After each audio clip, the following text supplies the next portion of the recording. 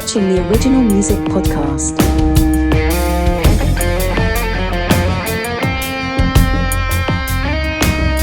With your host, Raymond Hemms.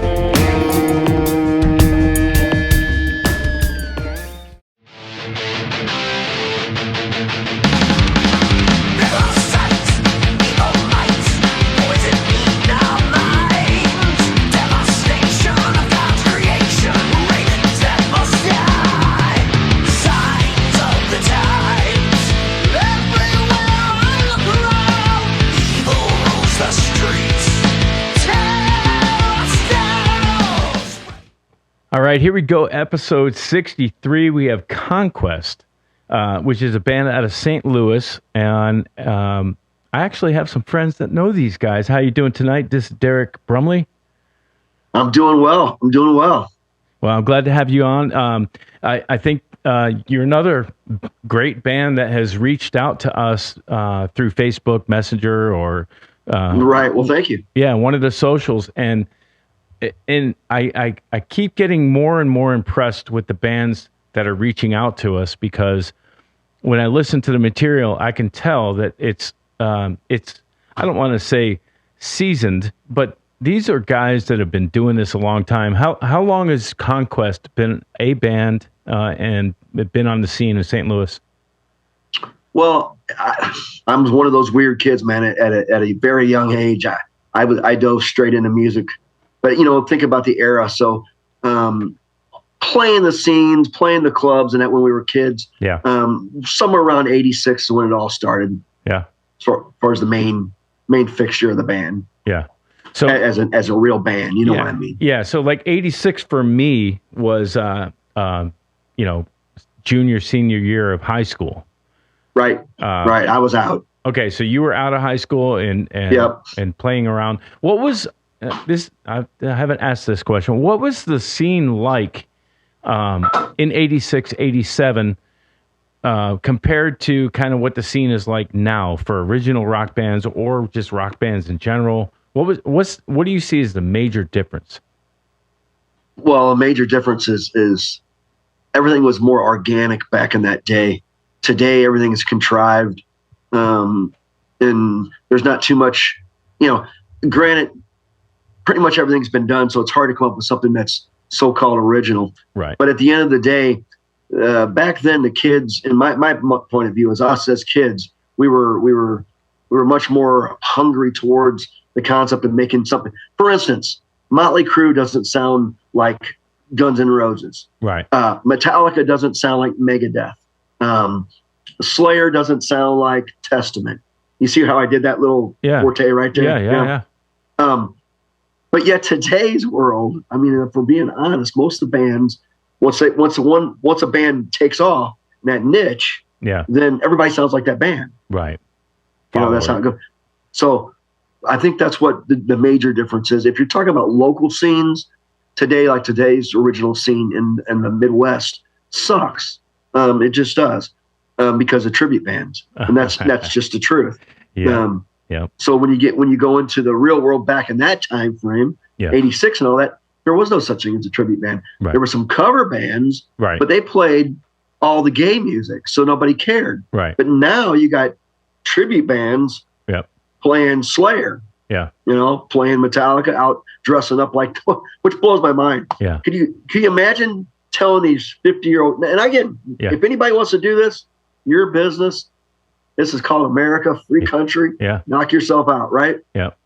But don't dog on me because I don't. And a lot of tribute bands are like, oh, you should give up that original stuff, man. Yeah. You're never going to make a dime doing that. And there's probably truth in that, but I don't play music for money. Right. I play music for the love of money. No, I play music for the love of music, right? Exactly. So it's kind of a mishap. It's kind of a paradox. I was just going to say it's kind of a paradox, which leads us into Yeah, and we will talk about the new record Paradox that you guys just put out, and that's exactly the answer I was actually looking for. What is the scene in your city? I'm talking to people in England, Norway, Sweden, Canada, Atlanta, Tampa, Yeah. L.A. I've talked to Sure. so many different bands that are original, projects. These are, these are writers of music. Right. Billy Joel was a writer of music. That's right. That's right. And without writers of music, you're not going to have tribute bands down the road. In the future, right? Yeah, there's not going to be any new music to be a tribute to because everybody's playing, name a band. I bet you never heard anybody make this comparison. I credit tribute bands. What gave them birth was the formula that everybody gets a trophy. Oh, wow. Yeah. Do you understand why I say that? 100%. Yeah. Yeah. And once we started that logic, who tried? Yeah. Who tried to make their own? That's right. Anything new. Because I ran all the touchdowns, but he got the same trophy I got. Yeah. Yeah. Yeah. And the lack of people drinking from water hoses. Yeah, without getting hit in the head with a hockey puck and drinking water out of a garden hose. Yeah. And not seeing your parents for 12 hours straight without a phone call. I mean, that's the way it was. Yeah. Yeah. Well, it's funny. We were just talking off air about the cellular, the collapse of the cellular phone system. The attack. And whatever happened there. And, solar flares, I've been around for 54 years. I've never had a solar flare knock out my microwave oven or my cable TV. I've kind of just come to the terms that when the news says something, the odds of it being true are slim to none. Yeah. So I just kind of let it go by and then wait and see what the fallout is a week or so later. Yeah. And then now you tell me earlier that there's a balloon flying over again. Oh yeah, so that's right. Yeah. Now we have today is Friday. What's the date? 22nd. 22nd of February, and we have another balloon floating over the Midwest. Actually, the West. It's coming towards you soon, so get your. Of course. Get your. Of course. I hope that one of these militiaries somewhere who've got some real artillery. I wish somebody'd shoot it down. Is what I wish. Right. Well. It seems very. Seems very interesting that something like this would be coming over us right after an incident like that. Our fearless leader, he probably okayed the weather balloon if they sent him some ice cream. I'm not sure. Yeah, we have no idea what orders were given or not given. We just get like you said. We just get the information from the news, and when you get the information from the news, it's hard to understand what is real. I just say whatever they say, it's the opposite. Usually, it's opposite. You ever notice that in politics? They'll go, "It's the Dream Act." That means it's a nightmare. Yeah. They'll go, "It's the Save All the Money." That means they're going to give all our money away. Yeah. Yeah. It doesn't really matter, just the way it is. Yeah. Well, I mean. We digress, but it is interesting that you guys also have the tribute band. I'm going to say Pandemic in your city as well. It's everywhere. Yeah, and I was talking to a couple booking agents earlier today, and it was amazing. Yeah, how the things they were telling me, I'm just thinking to myself, there's no. I mean, what motivation does a 20-year-old, 25-year-old kid to go work on music, to try to go somewhere when your music can't sell it, the internet gives it away, blah blah blah. Yeah. Pressing costs a lot of money, making CDs costs money. Very few people buy stuff like that of their age. Yeah. Our style music, Conquest, being a traditional, I like to call us a pure breed of heavy metal. Yeah. We can still have pressings. People buy vinyl. People buy CDs of our age. But when you get into the 20-year-olds, if it ain't free and downloading, they're not doing it. Right. So it's hard for a young artist to gravitate and want to do that when they can go put on a wig and go play Motley Crue and make $2,000 that night. Right. Yeah, and we've talked about this on this podcast. You know, 'cause that's kind of why I created the podcast. Yeah, cool. Was to have artists like you that, and myself, and anybody that has been doing this game for so long. You know, I just kind of refuse. I have played in cover bands, Sure. where we would do, you know, a cover, 2 covers, and then we'd do 2 originals, 3 originals, and but it would be, you know, genre specific type music that fit, 100%. that would fit, you know, and then the tribute thing came out, and it was like, okay, we're gonna play the entire catalog of Duran Duran. Yeah, I know, right? Well, wait a minute. I mean, you know, and what we've talked about on the podcast, which the part that I do understand is, okay, I guess the TikTok audience is, I just want to see what I know. I just want to see what I know. And that's put seats, butts in the seats for the venue. And that's how the venues stay open, especially after COVID. Sure. And Joe Biden. And Joe Biden. But the biggest thing is, like, I also understand that the talented musicians that can pull off a night of Pink Floyd or a night of, hey, I want to see a Jethro Tull tribute band. Right, there you go. And do it right. I saw a Kansas tribute band that I was really impressed with. Some buddies of mine that are doing, at least if they're going to do it, they're taking on a big challenge to do it. But the biggest thing is that these artists are the, you know, the real players in the town. They're taking on difficult tributes, and they're doing it to put money and keep the lights on. I get it. And buy eggs today. Sure. You know. No, and again, man, I do not. Anybody who wants to do that, a club feels it's how they're going to make their money enough to pay their bills. How do you argue with that? That's called capitalism, you know. Yeah. And I'm all in. Yeah. Music's music. I do believe that, and I have no angst towards especially cover bands. I mean, cover bands were wrong. You know, that was just something that was, you know, in the 80s, late 70s. But no, the tribute thing, again, whatever it is. If that's your thing, not like you say, when somebody, like, for instance, really, really sounds like the dude, right, singing, you know what I mean? Yeah. Or the guy playing guitar really has that flair and really it mimics, you know, whomever, Dimebag very well or something, right? Right. We play with a good friends of ours called Cemetery Gates. They're a tribute band out of the basically Chicago area, and right. You know, them guys are really good at it, so it's fun. I jump up and sing with them. Actually, I jump up and sing some Cowboys from Hell and stuff, but they don't take it like they're them. Right. Yeah. You ever go and seen that tribute band where they really believe they're them? Yeah. I shouldn't say this, but I'm going to. There's a tribute band where there's a lead singer in this said tribute band. I mean, a lead singer in the band that they are tributing that happens to have a tattoo on their arm that this person has mimicked.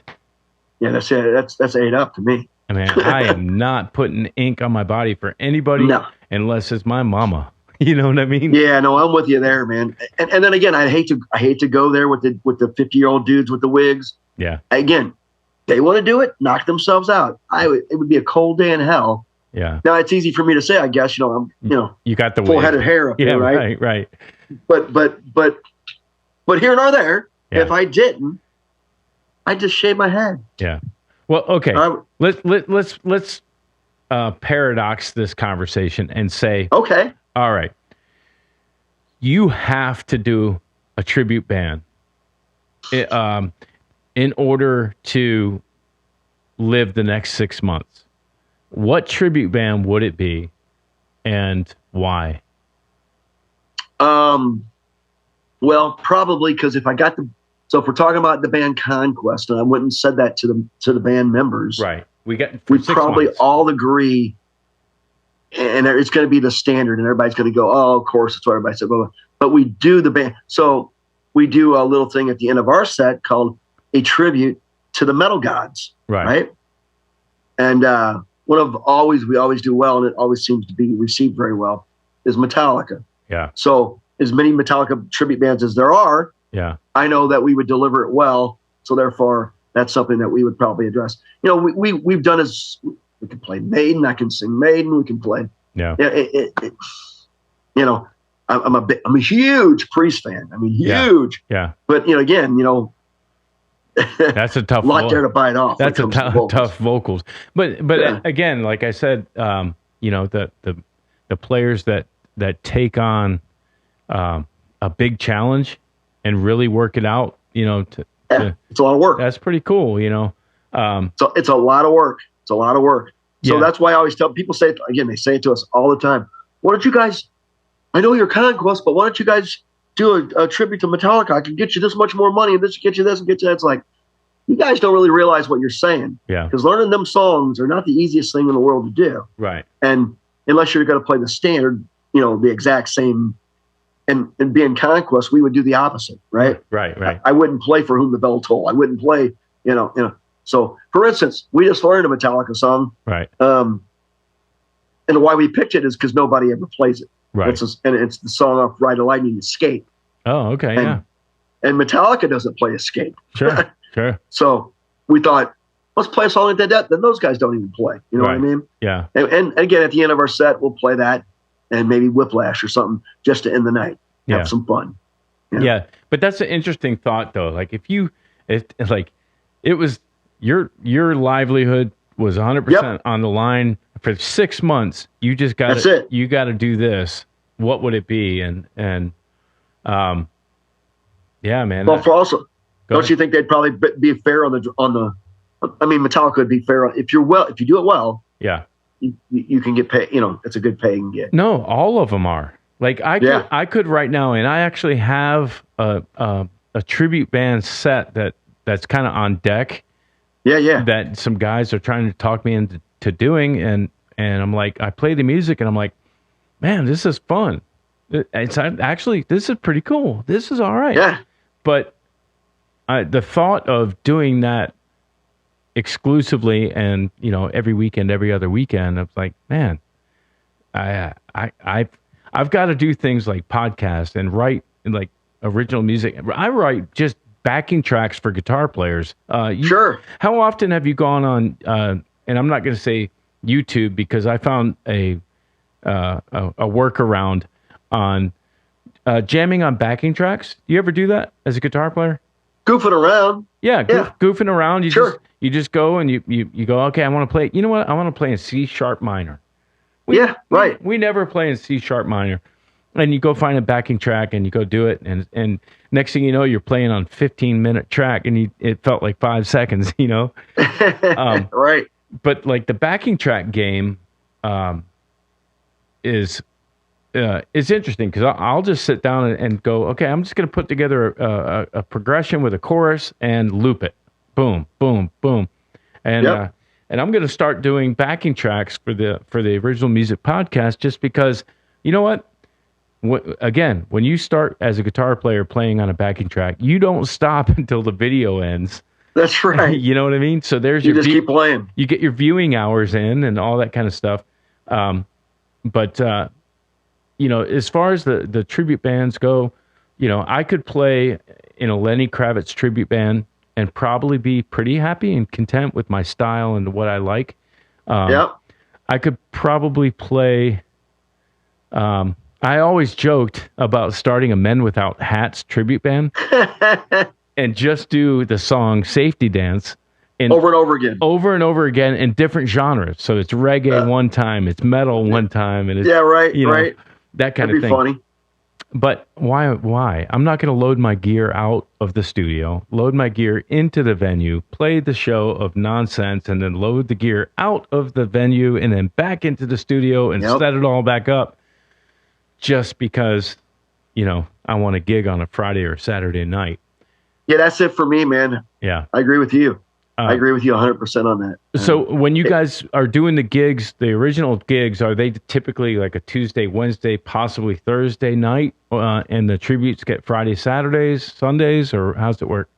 Not here, not in this region. I'm still lucky enough that I play Fridays and Saturdays. Wow.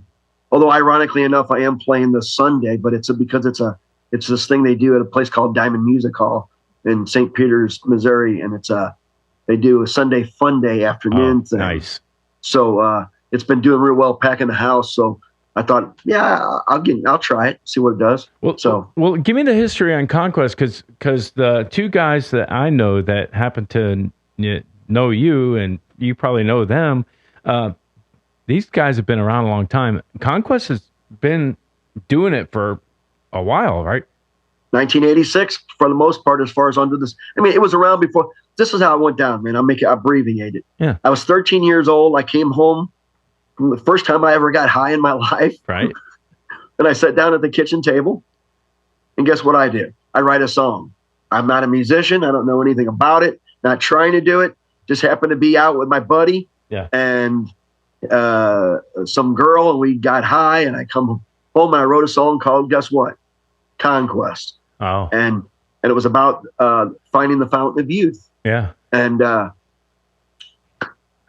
the way it just snowballed. And within a short period of time after that, my buddy got a drum set, I got a guitar, and it gave birth to the whole thing, and that was probably 1984. Yeah. So by 86, it was all evolved and changed. And then I had, other members, and then, a real band. Yeah. You just said something that kind of intrigues my brain. You said that was in 1984. What else was happening in 1984? Oh God! One of the most amazing records, with I still think possibly the greatest album artwork ever, was released. Which one? There's so many left to release. Van Halen, 1984. Okay, sure, great record. Right. So that's what I thought. That's when you first said that. That's what came to my mind. Yeah. But so 1984 comes out, and I knew I was never going to play like Eddie Van Halen. Right. But I heard this, all the Van Halen stuff from start to finish was amazing. But that was an artist or a band that came out and inspired young knuckleheads like us to go, I'm going to put a band together. Without a doubt. This is going to be great. And I when you said that, I just wondered, okay, what's an artist that is out currently, a current artist that would be inspiring young kids to do that? I can't imagine. I mean, there was a big Ed Sheeran era where you started seeing a lot of acoustic guitar singer-songwriters doing the thing.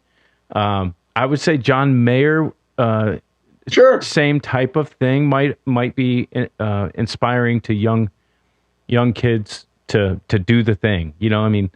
Everybody wants to be a rock star, but to learn an instrument, be a band organizer or a leader, hold it all together for all these years, it's a lot of work. Especially an industry that sucks. Yeah. Is it an industry? Is it really an industry? Well, right. So at one time, I'm going to say it was. Yeah. But then I'm going to say when the computer took over, it lost its footing. Yeah. As cool as a computer is, and all like what we're doing right now. Right. Awesome communicate. That stuff, phenomenal. Right. Phenomenal. But what it did to the marketing and selling of music, the magic. It just took its value and threw it out the window. Yeah. The magic was getting the Kiss Alive 1 record and opening it up and seeing the stage and fire and pyrotechnics. That's right. And back That's right. And all that kind of stuff. That kind of went away. Was it Napster in 92 or 4 or what? Yeah, Napster. Yep. It was well, think about it. When the CD came out, everybody's like, "Oh, this is great because it's so much smaller. It's easier." You still had all the words, still had all the stuff. So, as a connoisseur of that, obviously big music fan, I still like the vinyl. But then, what did they do? What did the industry do? They literally got rid of the vinyl. Right. Didn't have both options. Right. They got rid of the vinyl, pushed cassettes and CDs, right? So the CD was still sellable. Right.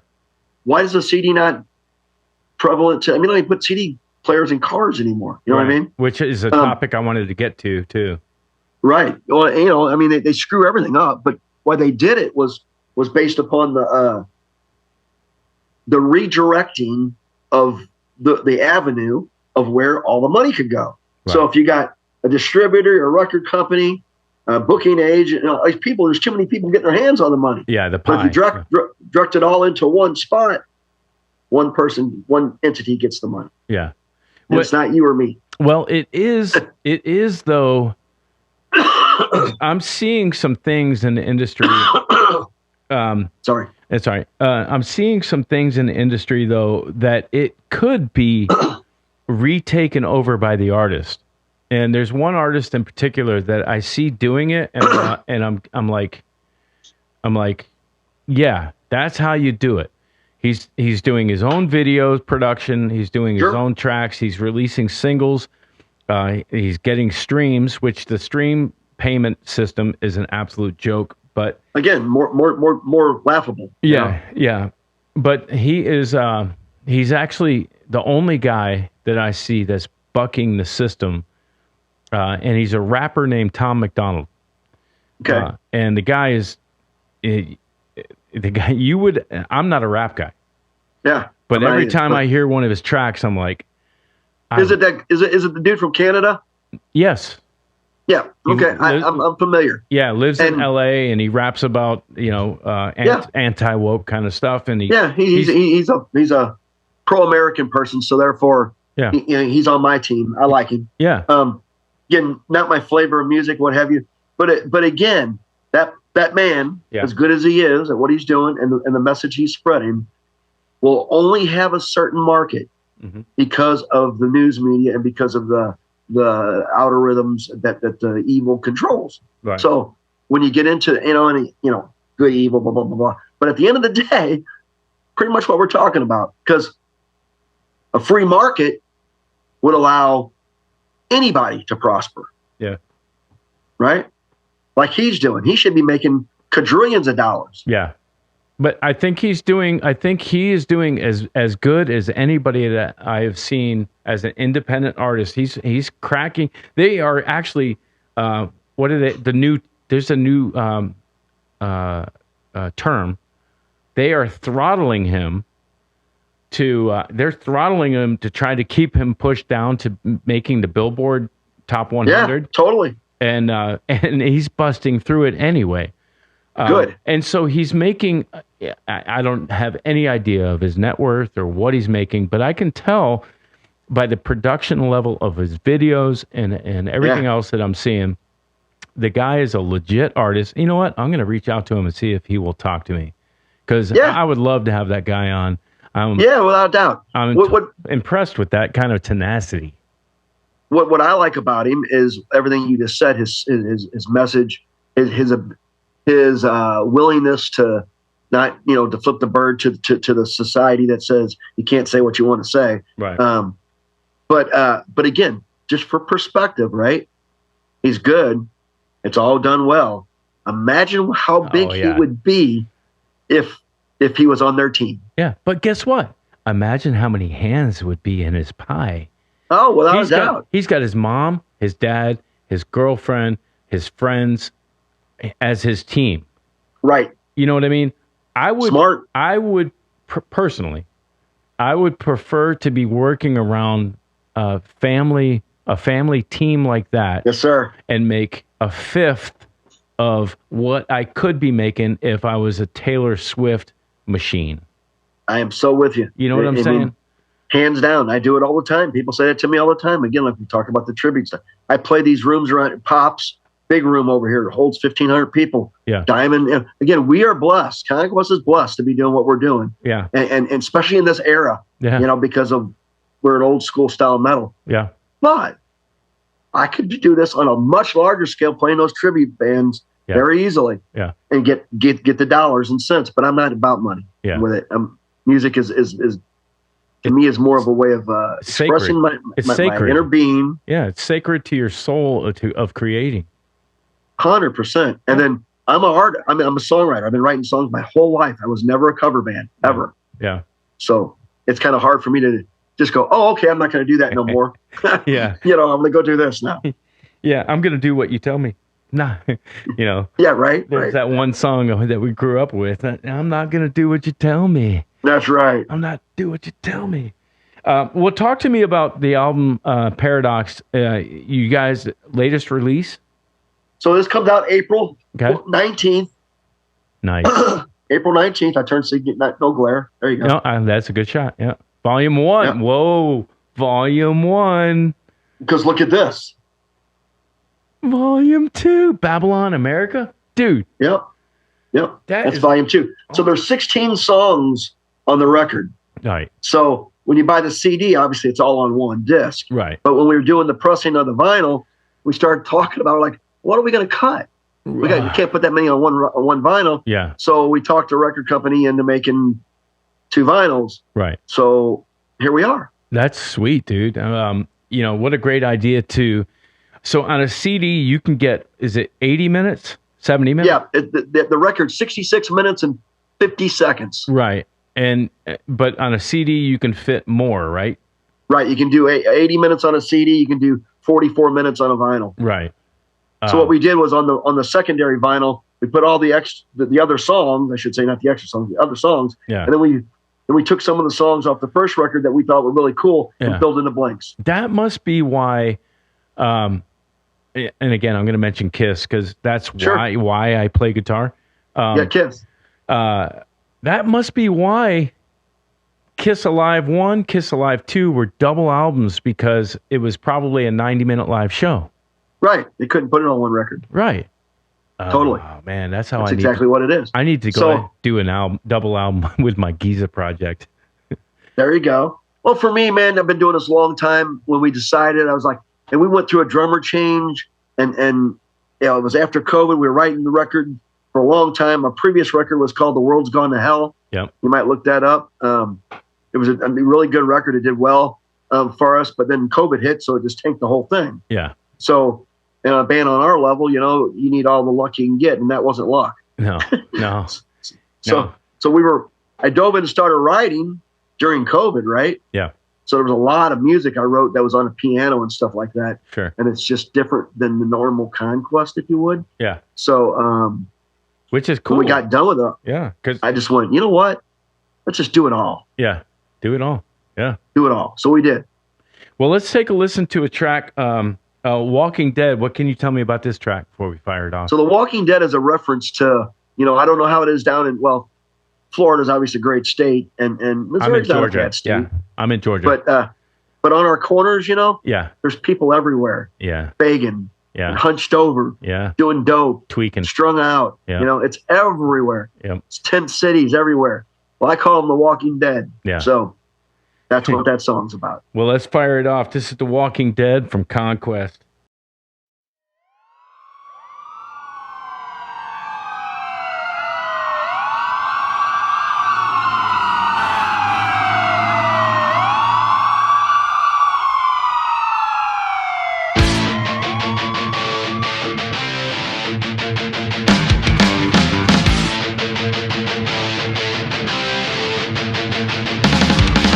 Evil sight, evil light, poison me now.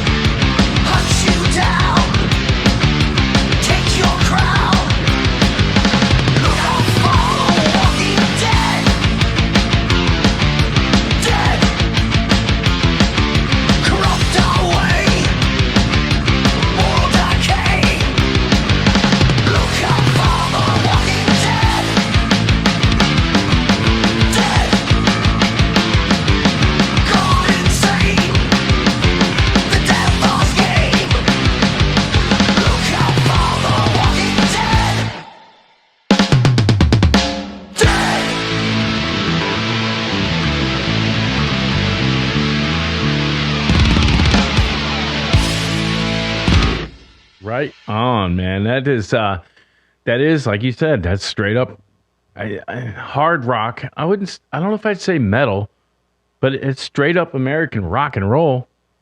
Yeah, definitely. Well, I call it a pure breed of heavy metal because for me, I know people would vary in opinion. Yeah. But to me, Sabbath, Van Halen, Priest, and I'm talking about old Priest. Stuff like that was heavy metal. Yeah. That's where it came from. Yeah. That's what I call a pure breed. Dio. Yeah. Those are pure breeds of metal. Yeah. You get into the Metallicas and the Megadeths, and now you're moving over into thrash metal. Yeah. You know what I'm saying? Yeah. Yeah. That's my take. Yeah. For me, I actually go a little back. Like the bands that you listed in the beginning, I call that hard rock. Like, yeah, definitely. That too. Metal for me was your Megadeth, your Metallica. Sure. Then your Anthrax and stuff like that was thrash. But isn't it interesting that all of this was spawned by Zeppelin and Black Sabbath. That's Sabbath facts. Tuned their guitars down. It was like, whoa. Yeah. What's going on? There's no doubt. And it's all coming from rhythm and blues anyway. So, it is what it is. But distortion what I think you'd really appreciate the record. Yeah. Is that it's very diverse. Nice. So, some people don't like that. I don't like records that sound like one long song. Right. So I'm cool with having a bit of diversity. Yeah. Well, I like a record to sound like a record, have a start, a middle, like, whoa, what were they thinking on track 9? Ooh, right. It needs to take you places. Yeah. That was different. Yeah. Well, back again, we were young enough. We're old enough, I should say. Yeah. Yeah. To remember sitting down in somebody's basement, spinning records and going, that was, man, play that track 6 again. That was great. You know what I mean? Yeah, so. Having to actually flip the record over without scratching it. Dude, we always like, who's getting up? Yeah. Don't scratch me. That's my brother's record. Don't scratch it. You better not scratch that. Yeah. That's right.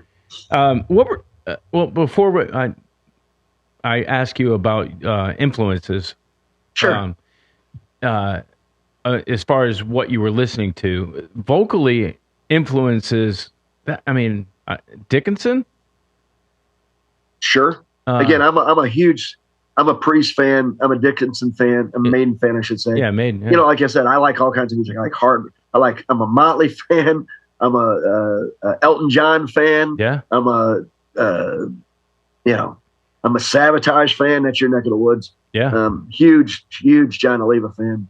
But when you're talking about vocals, so if you ever notice, there's vocalists who sing with the beat. Yeah. There's vocalists who sing behind the beat. Yeah. And then there's crooners who are off the beat, right? Yeah. I prefer the Halford where you come in boom on the one. Yeah. I prefer that in my style. So also a Bruce Dickinson move as well. Yeah. Yeah. For me, it's it has much more aggression that way. Yeah. It's definitely intentional. It's definitely, I meant to do this. Die, Right. Exactly. Right. Right there in your face. So growing up, you said you were like 13 and you was like starting to write a song. What? Yep. Who were? When did you figure out that you could sing, and who was it initially? Like that guy that you were like, oh my gosh, if I could sing like that, I'd be winning. Well, if we're being honest, I never started out to be a singer. I was a guitar player, songwriter, gotcha. And so who inspired me, there's no doubt, was Edward Van Halen. Uh-huh. If you go back before him, for whatever the reason was, I was really, like I said, I was really into Elton John.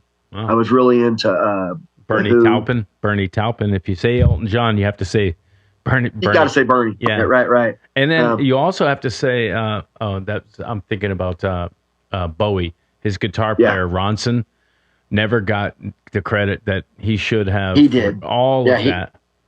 Right. Never got hardly any credit for it either. Yeah. So those bands, I was a big Styx fan, man. Oh yeah. Back in the day. Vocally. I was a Ted Nugent fan. Yeah. I mean, I saw him. I was a little kid. Yeah. In 1976 at Cleveland High School. Wow. In St. Louis, and I was like, wow. Yep. You know what I mean? Guy run around this little. Did he have the buffalo? Did he bring? Did he bring the buffalo and the bow and arrows and all that kind of stuff out? This was before that time. Okay. This was before that time. This was when he was still selling on a pair of jeans and real long hair, and it's basically a few, probably 6 or 7, right around the time, right before Free for All record came out. Okay, Free for All, yeah. Yeah. So that was an interesting time, and that really caught me because it was very aggressive. Yeah. And back then he was really, really a killer with the feedback tone, right? Sure. Well, hollow body. Ooh. Right. How do you control Also in 1976, my brother was dating this girl, and she comes over and she brings 2 records over and she leaves them over. And of course, being a little brother, what I do, you left, and I went over and looked at the 2 records. One was Black Sabbath, and one was Sad Wings of Destiny. Wow. By Priest. Yeah. And of course, I put them both on, and it was all over with. Yeah. Yeah. And that's kind of what I was talking about earlier about, well, who are the artists that are getting their CDs or their thumb drives or their whatever being left behind that their older brothers are leaving them behind, and the younger brothers are finding them and going, oh my God, Billie Eilish. No. I mean, oh my God. For me, I think it's bands like stuff that I have heard as of the past 5 years that make me go, okay, rock music is going to be okay because listen to that. And the artist is that I think of when I hear that is Animals as Leaders. Okay, is a band that just lets me think, okay, the guitar world is going to be okay. Listen to these guys, Gotcha. And Tim Henson, Polyphia. It's very mathematical and it's very intricate, and probably only guitar players are going to get it. Only care, right? Yeah. But it's really cool. Let's think of a band. Guitar, maybe Greta Van Fleet is the new rock, thing left behind that somebody listened to. I seen a band the other day. Who they were? I'm thinking about it. They actually had a pretty good tone to the guitar. Yeah. And of course, I was waiting for them to screw it up with the vocals, and the vocals came in and they were actually okay. Yeah. Trying to remember, it was on XM the other day. I'm drawing a blank on it, but it was rare that something new. Yeah. Catches my attention. Usually, like I said, by the time the vocal comes in, they lose me somehow. Yeah. I'm not big on the whiny vocal thing, and I'm not big on the happy chorus, mean verse, thing. I want if you're going to sing for me, and you're going to sing happy, stay there. Yeah. What I mean by that is enhance your vocal that way. Yeah. Don't throw something in because you think somebody else wants to hear it, I guess is what I'm getting at. Yeah. Another artist that I was happy to hear and explore was Marcus King, and even Stapleton. Those are kind of intertwined kind of artists. But I think I would agree with you there. I think Stapleton probably has a very large effect on the music industry. Yeah, because not only is he a well-talented musician. Yeah. The songwriting is just superb. Right. And then the tone of his voice. Right. It's unreal. I mean, good. So it's a sawmill. It cuts through any mix anywhere. Hey, did you see him play? I think was it the national anthem at a? I did. What was that event? Was it a football game of some sort? Yeah, I'm going to say it was. I'm going to say it was a football game, and it was absolutely brilliant playing through a little vintage combo amp with a Univibe or something. And it was like it just goes to show you the level of his talent, Right. And the emotional content that he puts into his performance is I can't say it enough, is what the industry lacks. I go see these bands play and they'll come up to me in St. Louis and give me a little pat on the back. Oh, you've been doing a great one. And I always tell them, I again, I love the compliment for the music. Right. I'm not looking personally for the compliment, looking for the music's compliment. But I always tell them why you feel that way about what I just did is because I give it my all every time when I'm on that stage. And I go see these bands play, and they'll go, "Yeah, I just didn't feel like doing it tonight." I'm thinking, man, you suck because somebody else wants to be on that stage. Yeah, that's not an option. That's not. It's not an option. That's right. It's not right. I've done shows as of recently that I, for some reason, thought I was 24 again, and I turned the. I mean, this is just stupid. I turned the sprinkler system on, and as the heads were popping up, I'm like, I'm gonna run through the yard, jump to the sidewalk, and go up on the front porch without getting wet. Right. That's not what happened. That's not what happened. What happened was I turned the sprinklers on. They started coming up. I started running.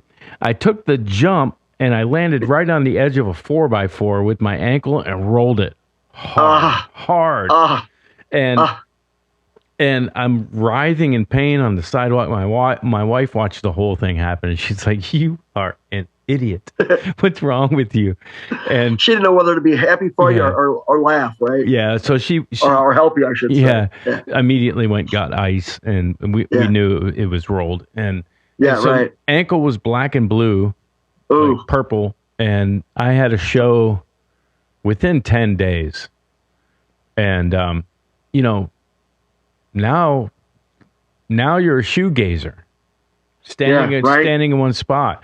Can't do much. Yeah. The hip hurts, the knee hurts, the ankle's rolled. I can't see. As we get older, like little things like that for your performance means everything. It's your superpowers get dwindled. You can still play your instrument and sing your part, but I mean, if you've seen Leonard Skinner with Ronnie Van Zant in the past. I mean, and the lead singer in Leonard Skinner was never running around like Aerosmith, but it's just literally standing right here and singing and not moving, that kind of thing. Yeah. But if you're accustomed to moving around a little bit and you can't, man. Yeah, I'm accustomed to it. I'm not an over player, if you would. I'm not going to run around just for the sake of doing it. Right. Like you'll see, and that becomes obvious to me, I think, when people are over it. Yeah, slash an 89. That way. Yeah. Slash an 89 or 92. Right. Yeah. But you know what? When the crowd's having a good time and you're having a good time, they appreciate you engaging. Yeah. So. Yeah, and it's also, if you're doing a stadium, you have to move around. You got to move, or you look like a dot. You got to have big arm movements. You got to if you're in a club, you can play your instrument and do your thing. But if you're playing a large stage, you have to have movement. Without a doubt, it's one of the things that I think in Conquest has done is treated us so well over the years. Back in the mid 2000s, we were blessed to do a lot of the Midwest Jaeger tours, and we got to do a lot of stuff. And it was a lot of fun. It taught us a whole lot too. Right. You're on the stage, you're off the stage. You're on the stage, you're off the stage. Well, damn it, you got 30 minutes. You better give it all you got in that 30 minutes and show what you're made of. Right. So playing those bigger audiences like that allowed us to perfect that a lot. Really, really helped the band grow. Yeah. So totally. Yeah. The worst part of those type of gigs, in a sense, I mean, they're great to play for live, big crowds. And in those types of things, you've got typically roadies on the stage that are moving gear back and forth. But if you're playing a smaller type of thing and you're on a bill and you've got 4 bands on the bill, the worst part of a show for me is like, boom, you just killed your set and got to strike your gear.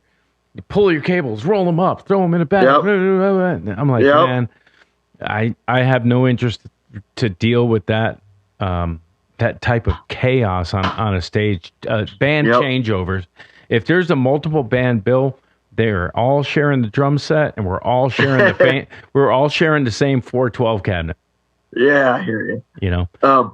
Again, lucky for us in this vicinity, if I'm on a bill that's anything like that, unless I'm an opening band on a national, overkill tour or something like that, right.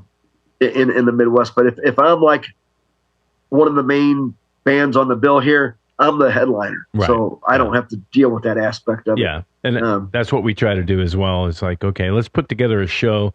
We'll have 2 openers and then we'll play. But y'all are using our drum kit. You know what I mean? Because you don't want them to deal with it. Yeah, I don't want to have to deal with that. And also to take in consideration the audience. The audience doesn't want to watch unless you are rolling out drum sets on full platforms on wheels, right? Pre-mic'd, plug and play. You know, you're going to lose a room if you've got a 30-minute changeover. You sure can. It better be done well. It better be done right. Yeah. But yeah, hands down. Yeah. Guitar playing.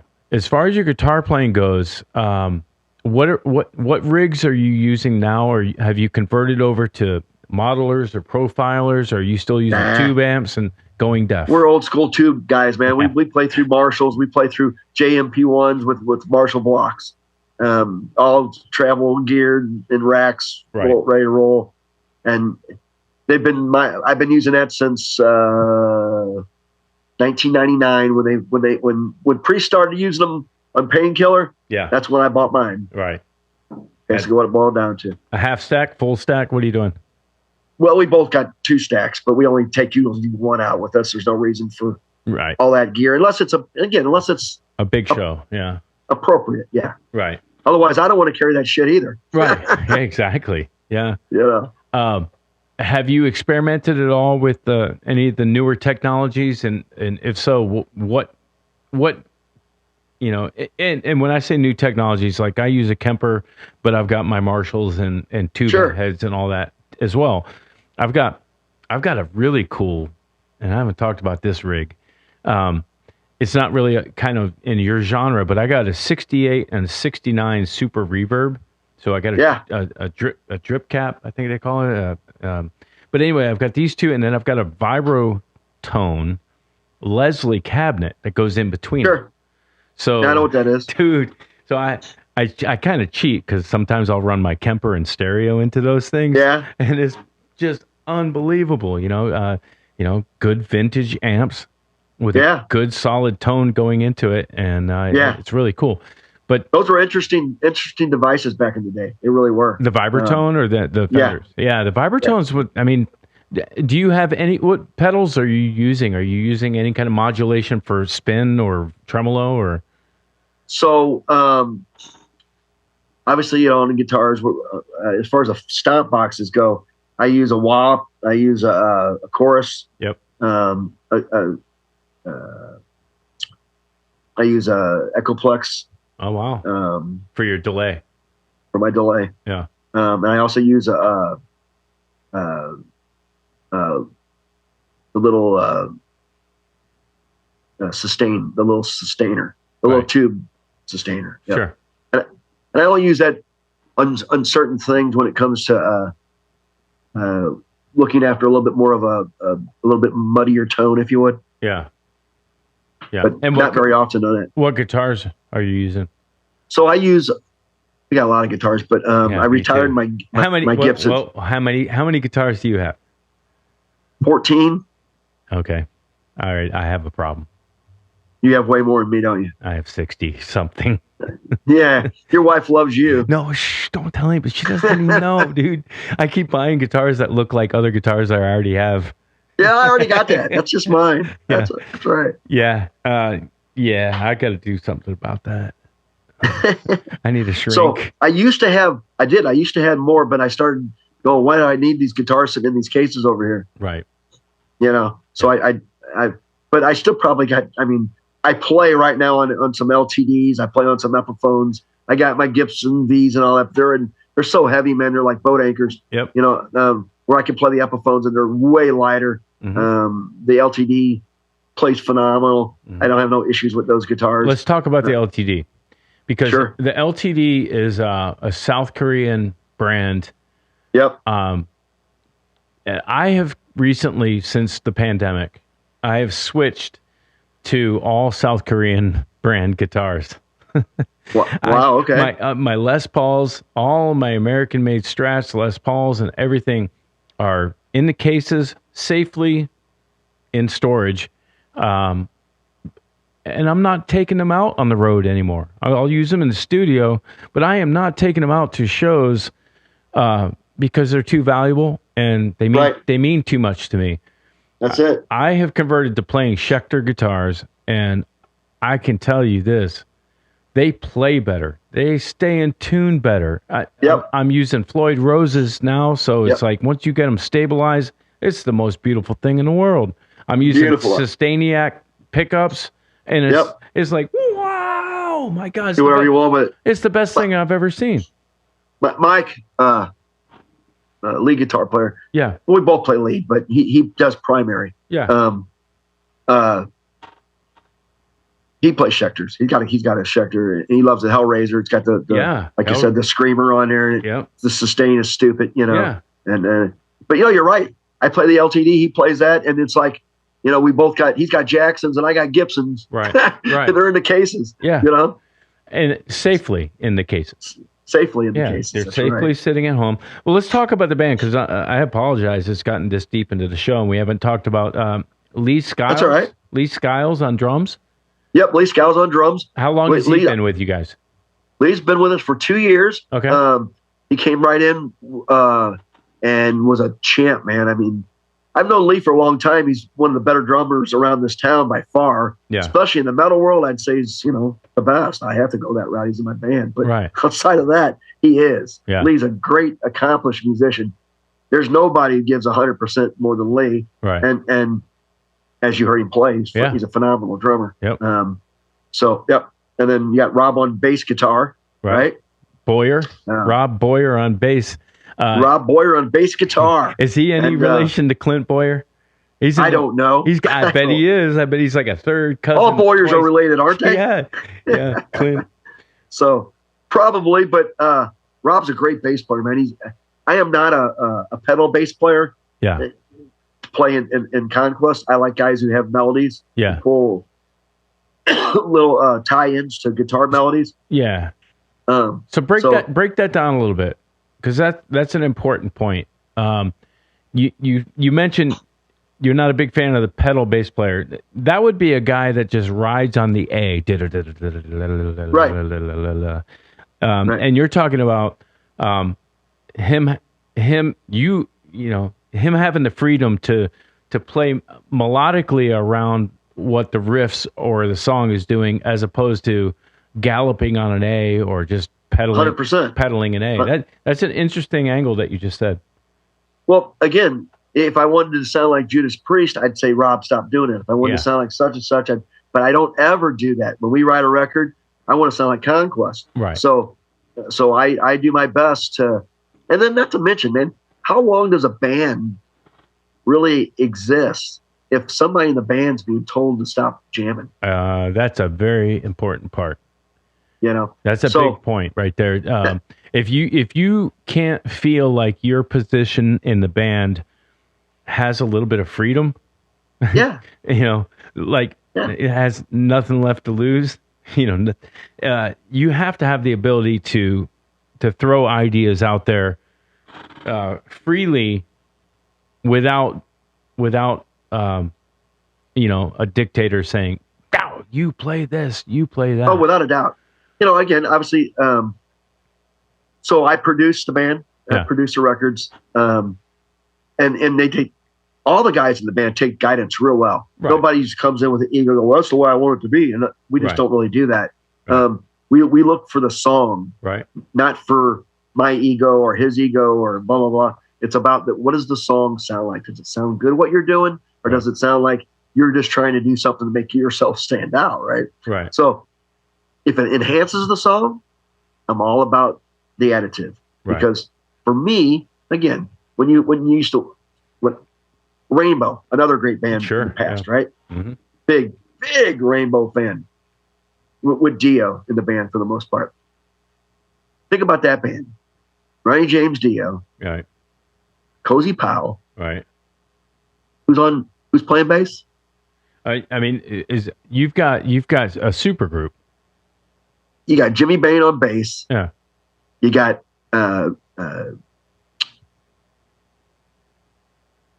terrible. Drawing a blank on the guitar player. Legendary. Not Vandenberg, is it? No.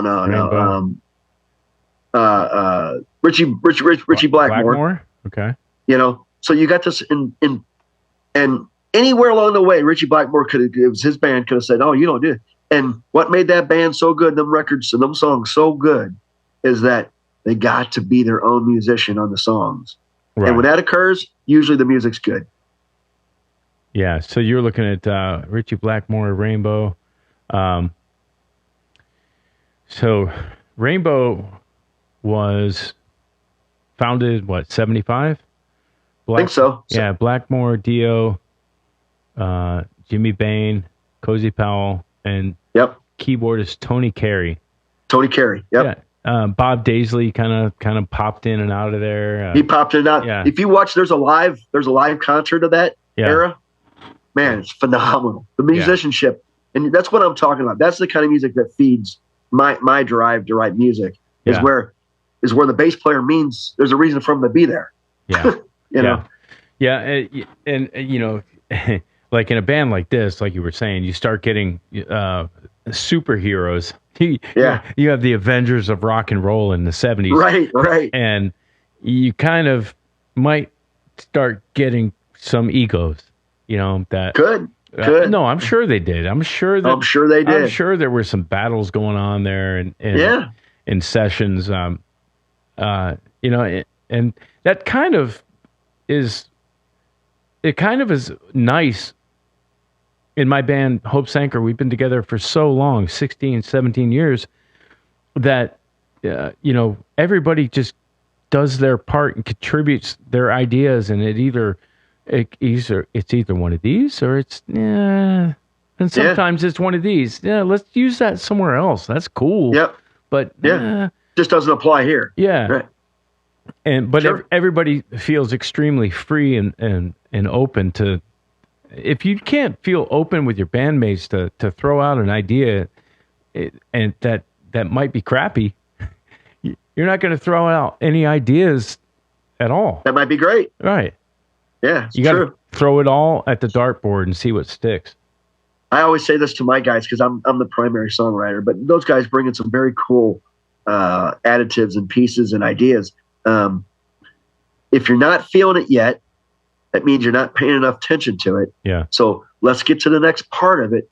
And if we get to where we've got a song and we're looking at each other going, then we're not going to spend any more time on that. Right. Because then we know there's the vibe's not there. Yeah. But until you get to that point, you don't really know what's going to come out of it. Yeah. Do you guys do a lot of recordings of your rehearsals, or, you know, capture things on your voice memo on your phone? Sometimes. If we're down there and it's one of those nights where we're playing something really cool, we took our phones out and went, we better not forget this idea. It's a pretty cool idea, and hit record type thing. Yeah. So. In your rehearsal room, are you using like X32s or Behringer stuff that you can put a thumb drive in and just hit record, or are you running through a Unfortunately, we're not. Yeah. Unfortunately, we're old school, and I got I got digital recorders and all that stuff, but right. And it's all right there. I got a Pro Tools rig right there ready to roll. So, I mean, if I want to go over there and do that, I can. Yeah. That kills the mojo, though. Like it kills the mojo. Yeah. Thank you so much. Yeah. I mean, you need to be able to just go, hey, guys, how you doing? How you going? Everybody gets to their instrument, quietly tunes with closed signals, quietly tunes. We actually use electronic drums here, so there's no tuning of those either. And, yeah. We just, hey, how you guys doing? You know, this is what we're gonna do tonight. Let's go, and we tune up quietly, and then kind of just roll into some volume, and whatever comes out is always something new and fresh, and I'm always in the red. Yeah, because you just put a thumb drive in and hit record, and it's gonna be a board mix, and you'll never lose an idea that way. Yeah, that's true. But no doubt about it. But yeah, the technology, you know. For live, you guys are using tube amps and everything, so I'm assuming we're still using loud AF stage monitors. And it depends. Sometimes we'll do in here. It just depends on where the room. You know, if I walk into a room and it's a live room, I prefer live monitors. Sure. But if it's a certain kind of room where it's just not right. Lee uses in-ears all the time. Yeah, drums for sure. Yep. He 24/7. Crook's used them before. Rob uses them all the time too. It's a preference, for me. Right. I like them. I don't like the seclusion. It's a good word. Seclusion's a good word. I don't like that vibe. You know what I mean? Yeah. I want to be, if the girl over here or the little boy over here, kid over here, or the guy over here says that dude's great or that guy sucks, I want to hear it. Right. I want to catch it. So, yeah. The in-ears do take away a little bit of the ambiance of a room. Unless takes you out of it puts you in the same room every time is what it does. It does. And that's the benefit though, because we can hands down. Yeah, we can set up and go, okay, go to that scene. Boom. That's our starting in-ear. That's our starting monitor mix. And then, okay, let's make a couple adjustments. The biggest thing, if you're going to use in-ears, is like the churches do. We put microphones at the front of the stage, on each side of the stage, to catch the audience, to catch the ambiance, and actually more than the ambiance, it captures the room feel. And so you can hear, somebody yell from the right side because you got a right mic and a left mic. It's not just a mono mic. I could see that, and again, probably would, if we would find ourselves on a tour or something like that, I would probably go that route. Yeah. With it, but to do one-offs, it ain't. Sometimes I'm been doing it so long that the old school approach works for me too. Yeah. Do you find with the monitors on the stage though that you've got a hot spot that's just perfect? I can hear everybody right here. But if I go over there, oh crap, I only hear this or I only hear that. Do you find like you have to move around on the stage to find the sweet spot?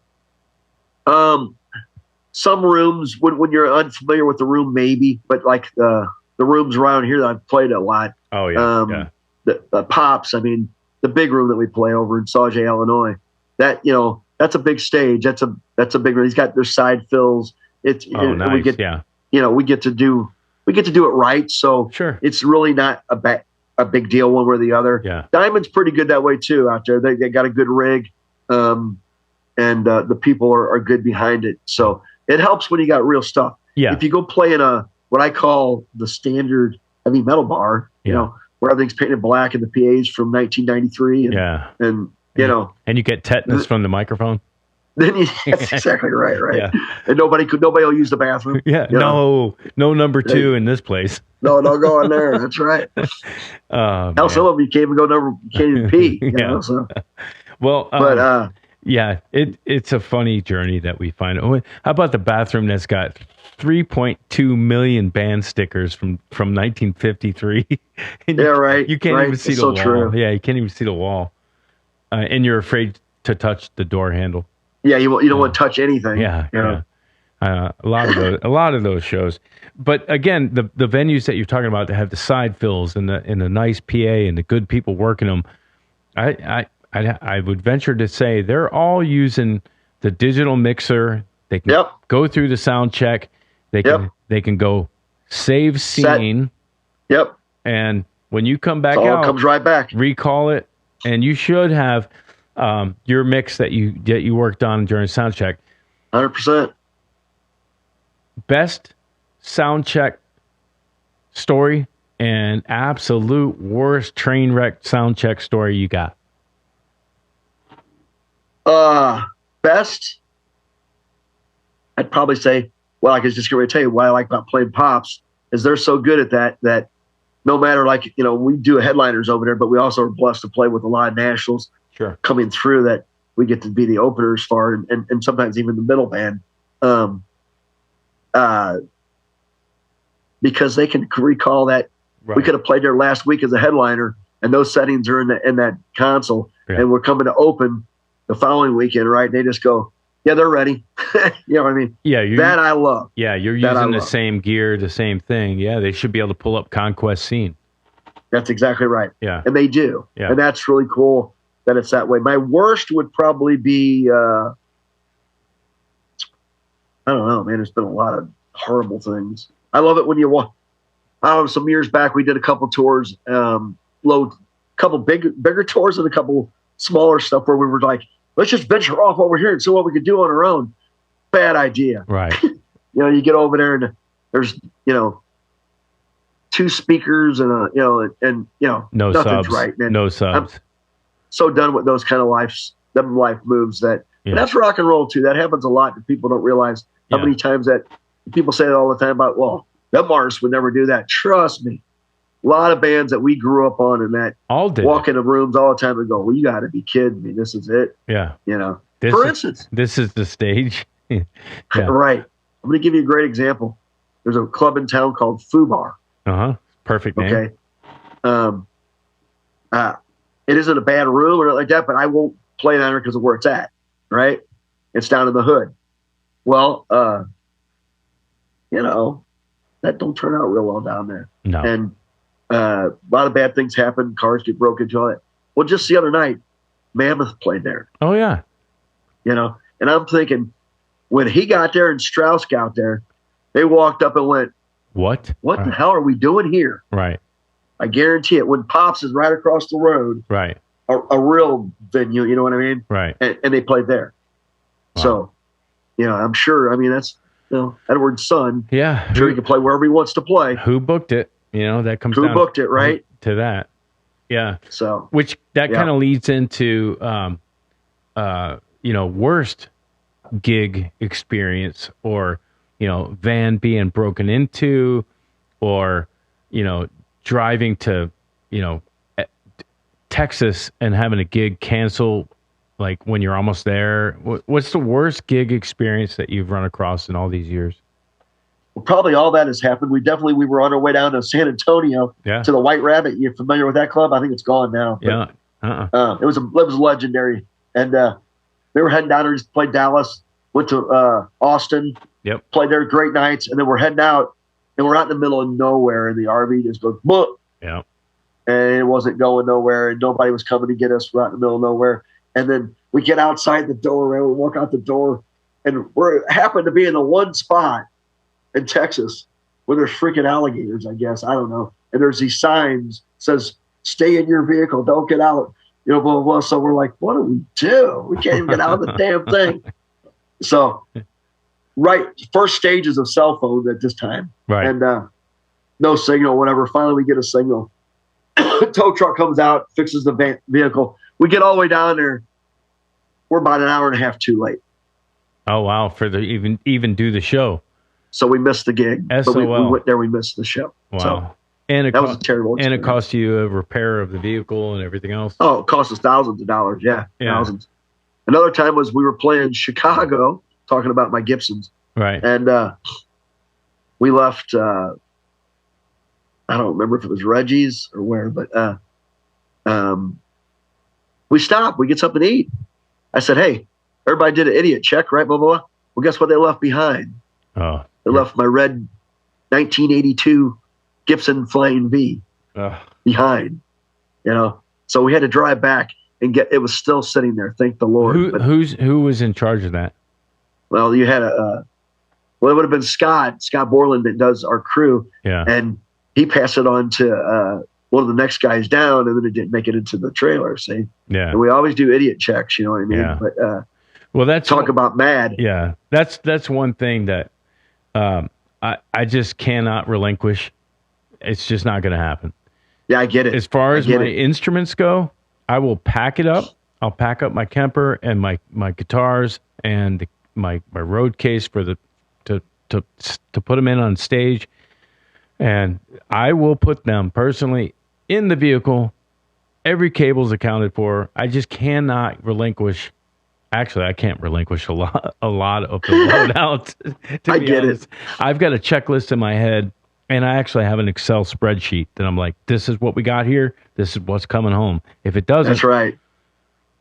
If it doesn't, that's right. I totally agree. I totally agree. We would definitely take all the fun out of everything. When shit doesn't show up, and we've lost, mic stands and guitar stands and all that stuff. Makes me aggravated beyond belief. But So you sound like you sound like you're me. You're pretty much. So I think anybody who's still in this business at our age, either you've done this and you understand it, or you were the piece of shit who was causing the problems. One or the other. Yeah. You're either A or B, right? That's right. Well, let's take another listen to another track. The Writings on the Wall. Yep. What can you say about this? And this is again on the new record Paradox. This is. Both these songs are. I think there'll be another single that'll come out before the record drops on April 19th. But so this track, The Writings on the Wall, this was a simple track. This was one of those songs that took me about 15 minutes to actually put together. As far as the hook goes, the vibe. The band helped with the middle piece, and that was really cool because it really you'll hear it when it does the breakdown. It really takes on its own little characteristics right there. Yeah, that's really cool. I did notice on the first song too that your bridges are actual bridges that go that go somewhere or go somewhere differently than the rest of the song. That's how I write as well. I really like my bridge to be left turn, have a meaning, to mean something. Right. That's totally the case on this too. So this song, The Writing on the Wall, is literally about the writings on the wall. Look around, people, pay attention. Yeah, because it's right in front of me. Again, it's the wokeism stuff, Yeah. So I just call it out. Yeah, I like that you're calling it out, and here's The Writing on the Wall. Beautiful.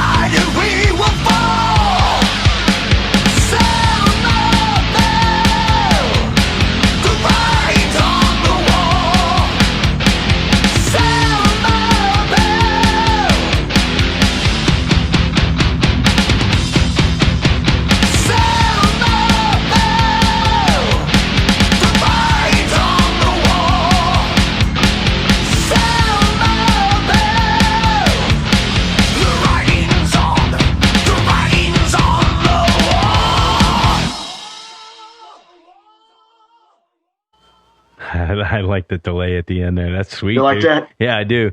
So one of the things I noticed in that one was the bass tone is just a good wholesome round, good solid rock and roll bass guitar tone. Is he using any type of preamps or anything? What's he using to get the tone? Do you know? So that's a Rickenbacker. Okay.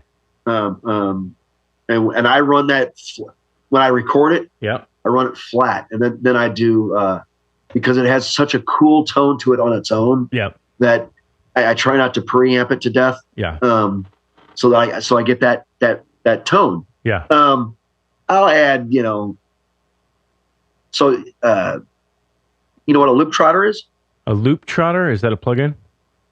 No, that's a real machine, actually. Wow. Okay.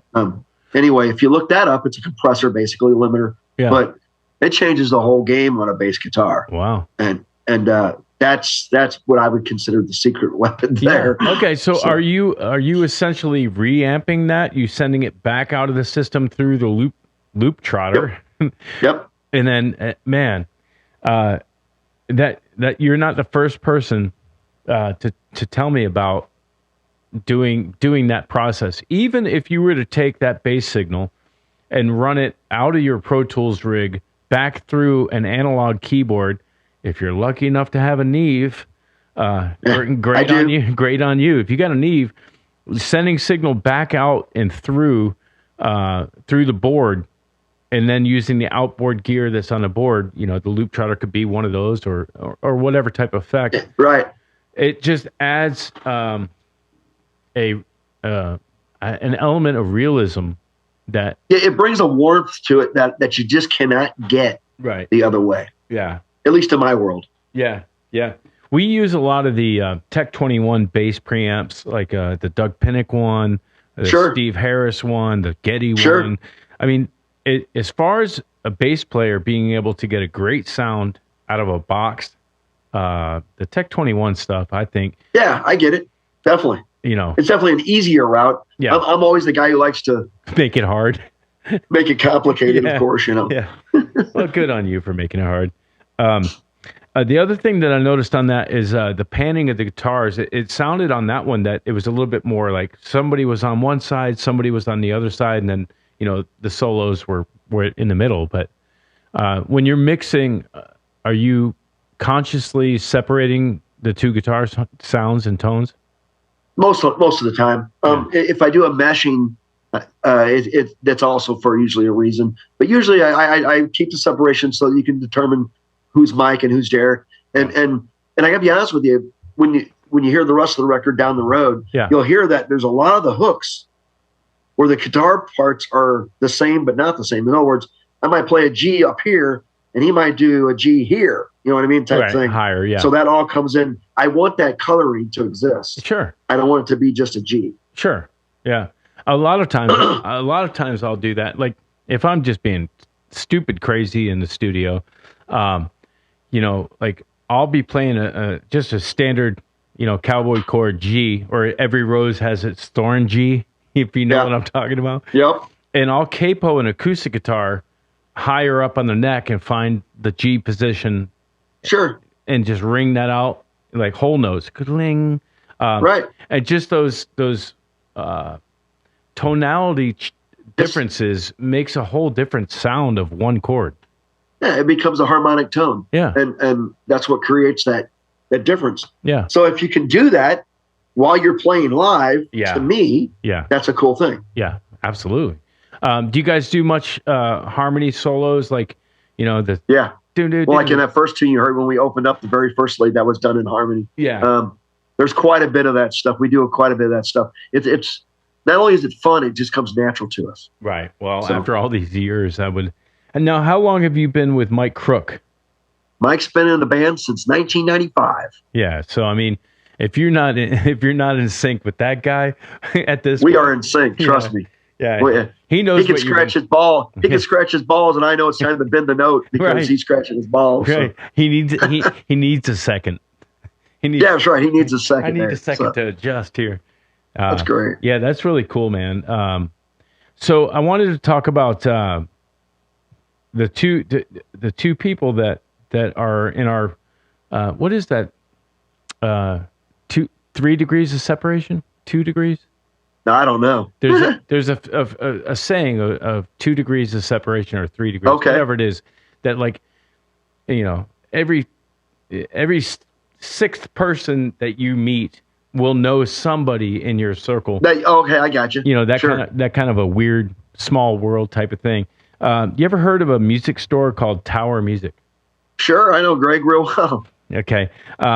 Rick Gathman was working there way back in the day, probably in the drum department, or he's a drummer. He's actually my drummer and my co-host when he's here. But I mentioned to him, I was like, hey, check these guys out. I remember Rick. Yeah. Well, man, Rick is my boy, man. And awesome. And That's awesome. He's actually at a rehearsal in Florida right now with a band called Voodoo Moonshine that we just did a podcast with. And I was like, dude, call in. Like, I'll send you the link. I just want you to jump in randomly during the podcast and be like, hey, dude, what's up? What's up? So Rick Gathman. And then you ever heard or remember a band called Frontrunner? Sure. Okay. Sean Andre, the bass player. Yeah. Yep. The bass player in Frontrunner is also a friend of mine here in Atlanta. Oh, wow. Small world. So, yeah, these two St. Louis guys end up here. And I knew Sean first. Well, that might not be true. I knew Rick a long time ago, but then I met Sean. And then Rick met Sean, and they're like, dude, I know you. I know you, dude. Yeah. So St. Louis, the old school scene, has a showing here in Atlanta, and they're that's cool. That's cool. Last time I played Atlanta, it's been a long time, man. For whatever the reason is, I think it was a place called Nine Lives. Oh yeah. Oh wait, Nine Lives Saloon. That reminds me of Minneapolis. Well, that's up there too. But there was a Nine Lives right in Atlanta, Georgia. I mean, let me look that up while almost 100% positive. Yeah, Nine Lives. I've been here since '95. This would have been after that. Let's see what we got. Nine Lives Saloon, Euclid Avenue. Yeah, there. Yep. Is still there? No, it is. It looks like it is now called. Let's see, Nine Lives Saloon, MapQuest. Oh, remember MapQuest?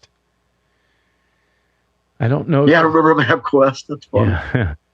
Remember you printed them out? Oh yeah. Back when we I thought it was revolutionary. Yeah, we had to have printers. Dude, they've got a phone number listed. Should we call them? Call them. Let's call them. All right, Nine Lives Saloon's phone number.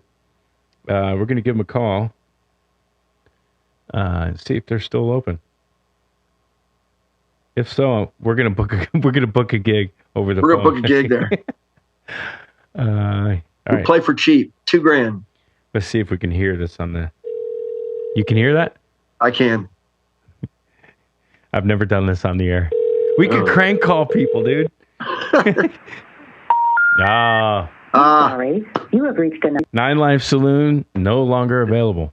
It's gone. But if his well, anyway, that was the last time I was in Atlanta, Georgia. It's been a while. That was probably the 2003 tour. I'm going to say. Yeah. 2000. Maybe 2006 was the last time I was there. 2006.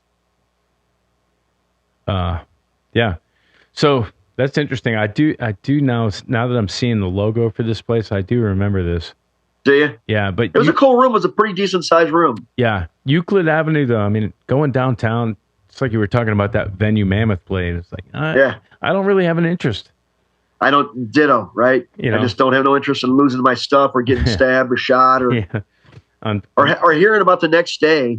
Yeah. That one of my friends came down here to see the gig or something and their car got broken. And I just don't want to hear that. Yeah. For me, there's a venue that we would go 3/4 of the way downtown to. And man, I could not go down to that place without getting my car booted. Yeah. Getting a parking ticket. Or I'm like, dude, I'm playing in this venue. This is their parking lot. Why am I getting tickets in their parking lot? Right. Right. So that you can't make that shit up. And it's everywhere when it comes to the inner city. So the the video studio that I made the video at, right? Yeah. For Walking Dead. I come out, this was, I don't know, 2 months ago, and I got a ticket on my car. Well, the car in front of me, mind you, has no license plates, right?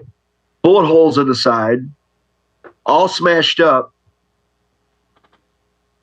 and I get the ticket. Yeah. Well, you know why? Your car looks like it has money to pay the ticket. Ditto. Yeah. That's exactly right. Yeah. They knew I was going to pay the money. Yeah. Pay the ticket. And I think, unfortunately, that's my situation too, because my car looks like I can pay a ticket. And, right. And it's BS because, that doesn't just because you can shouldn't mean you have to because they. Yeah. Totally agree. So let's talk about the videos. Yep. One of the things that I've noticed recently on the podcast, I've been doing some bands out of Norway and Sweden that I mentioned earlier, and those European boys do not release a song without a proper, well done video. Yeah. And I think they're beating us American boys because I think speaking from my own personal experience. We've released a song and go to the next song and the next song and here's a video and then a few more songs, and these guys don't seem to release anything without having a really cool video, and it really helps me in the podcast because I can layer the video into the show and it looks really cool. What's your take on the whole video process? It's expensive, but it's cool. Well, you kind of answered it. Really, it's expensive, but it's freaking cool. So what I did was I've been making videos for a long time. So I decided we'd make 4 videos, real videos per se, for this record. And we'll do a bunch of lyric videos. Okay. But the lyric videos that we'll make, we'll also put small versions of dialogue in them with script more or less without being redundantly boring. Or to me, a lyric video can be a waste of time or it can be intriguing depending on how it's done, right? So that's kind of what we'll do with that. We've got 2 videos done. We've sent you both the Writing on the Wall and the Walking Dead videos. To me, the Walking Dead video is far better than the Writings on the Wall, but that's the way sometimes it works. But you don't know until you know. Yeah, till it's done. Right. But I know there's 2 other lyric videos that's been done for the opening track on the record, and then a song also called Celtic Mist, which is on there. Also, we covered, we were talking about Rainbow. There is a cover tune on this record. It's The Man on the Silver Mountain. Oh, nice. That turned out well. And there's a lyric video for that as well. All right. So explain lyric video, because, the only lyric video I'm familiar with is like somebody takes a song and then, puts up a blue screen and has text of it's karaoke. I'm like, I got you. Why am I watching this? What is this? Right. So like if you would Google a decent one, like we get done doing the podcast, you want to go bring up the latest Priest song. You know what I mean? The brand new Priest song. And they got imagery of the album cover, a little bit of movement behind it. And then as the lyrics come by after the song, as the song's playing, then the lyrics pop up. I took it a step further on these 2 videos and put just a little bit of content to where not only does the lyric pop up, but a little bit of your eye catches the content that explains the lyric just a little bit without getting too carried away into it. Okay. So you're using some imagery to kind of push the point of whatever the video is. Right. Like The Walking Dead, so to speak. If that was a lyric video, you might have, some some rundown street with chaotic people on it, and then the lyrics over top of that. Right, exactly. Gotcha. And those things to me, if you're going to do it, that's still a cheap video. I mean, compared to when you get into making real videos, like the Walking Dead video, that took some cash. Right. You know what I mean? Right. But so those will happen. and that'll be cool. I'm looking forward to that because I always got my nose in it, and I don't want it to be the same. I don't want a generic of the last song of the next, Right. At the end of the day, when we're all old, said and done, I can't do this no more. Yeah. And I go back and I start watching this stuff. Yep. I want to go. We did it justice. You know what I mean? Yeah.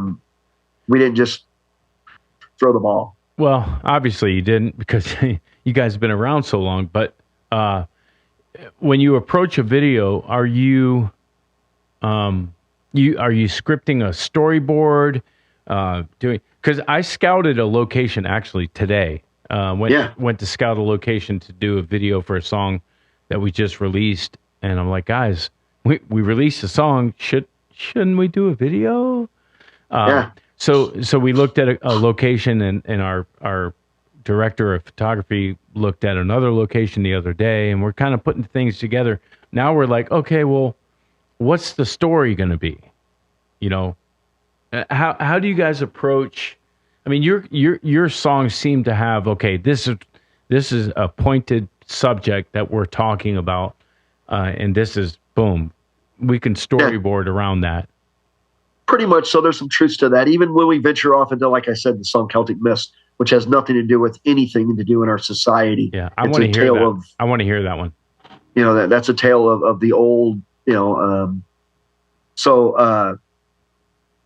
Those things, that kind of stuff. I did just that. I went, well, let's not bring modern times into it. Let's show old things of old ideas. The Vikings, the people that rode the boats, let's go that route. You know what I mean? Because that's what the lyric calls out. Right. So that was my approach to that, because not always can you dress.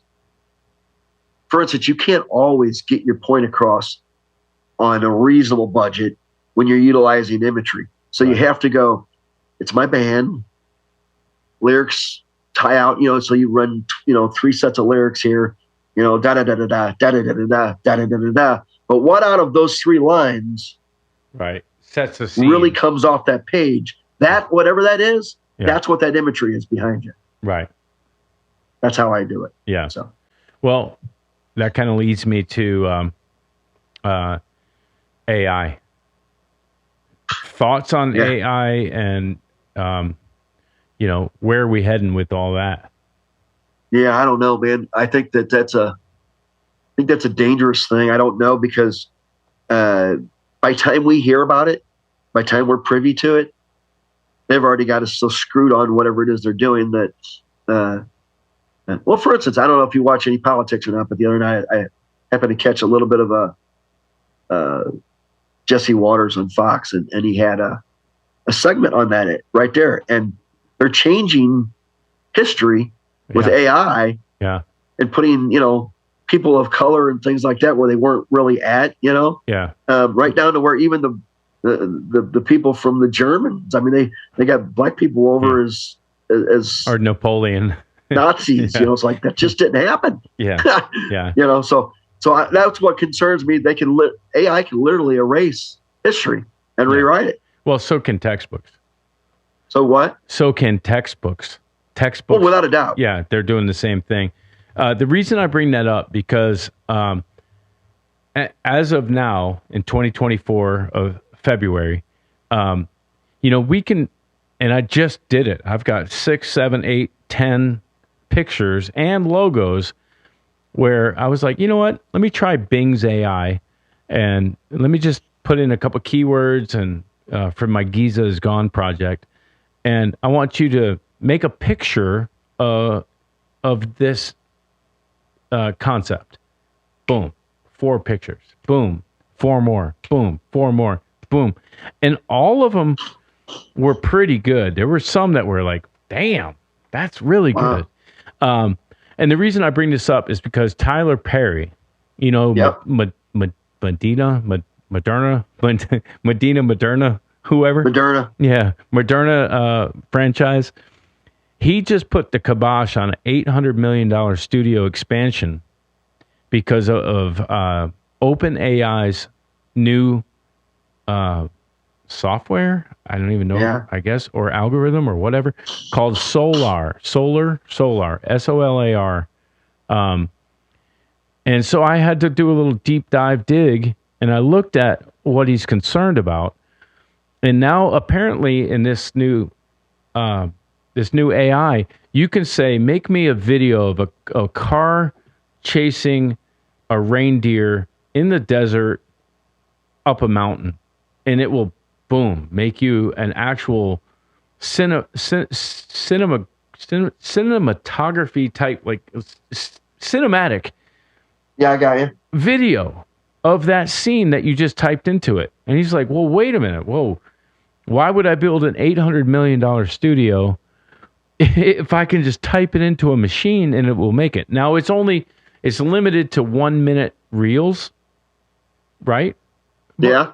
Until it's not, until it's a 10-minute segment, you can just type it in, chase the rainbows up a hill, find a cowboy wearing a rainbow cowboy hat, and jump over the Grand Canyon. And boom, it makes that video for you. So it's only at its infancy, I think, where we're at right now. And I'm using it. I'm going to use it. Duh. Yeah. But, yeah, it might be where if we're, again, old enough to remember when movies went from, Clint Eastwood doing his own stunts and Tom Cruise doing his own stunts to CGI. And we're like, oh, wow, it looks really cool and crazy, but man, it's not really real, is it? Now everything's CGI. You can't have the Avengers without having CGI. That's the way it is. Right. So now you're going to have not even CGI, but AI just make the whole scene. Yeah. I don't know what I think about it. I hope I'm dead when it gets to the point to where it really means something, because there comes a lot. I think I realize why the good Lord makes us die. Yeah. Because I don't think we could stomach a lot that comes past a certain age. Yeah. That might be very profound, actually. Right. As profound as it may sound, I think that it is something that we can only handle so much. We can only handle so much, and as you know, as you get older too, I'm sure, because we have similarities. As much as our heart's into it, as much as our motivation, obviously you're driven, I'm very driven.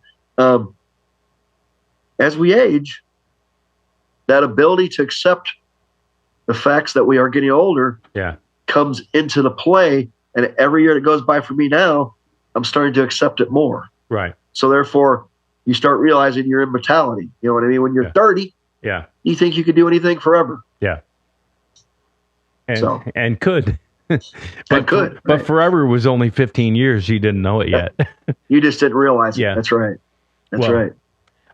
Well, kind of on that topic, are there any thoughts of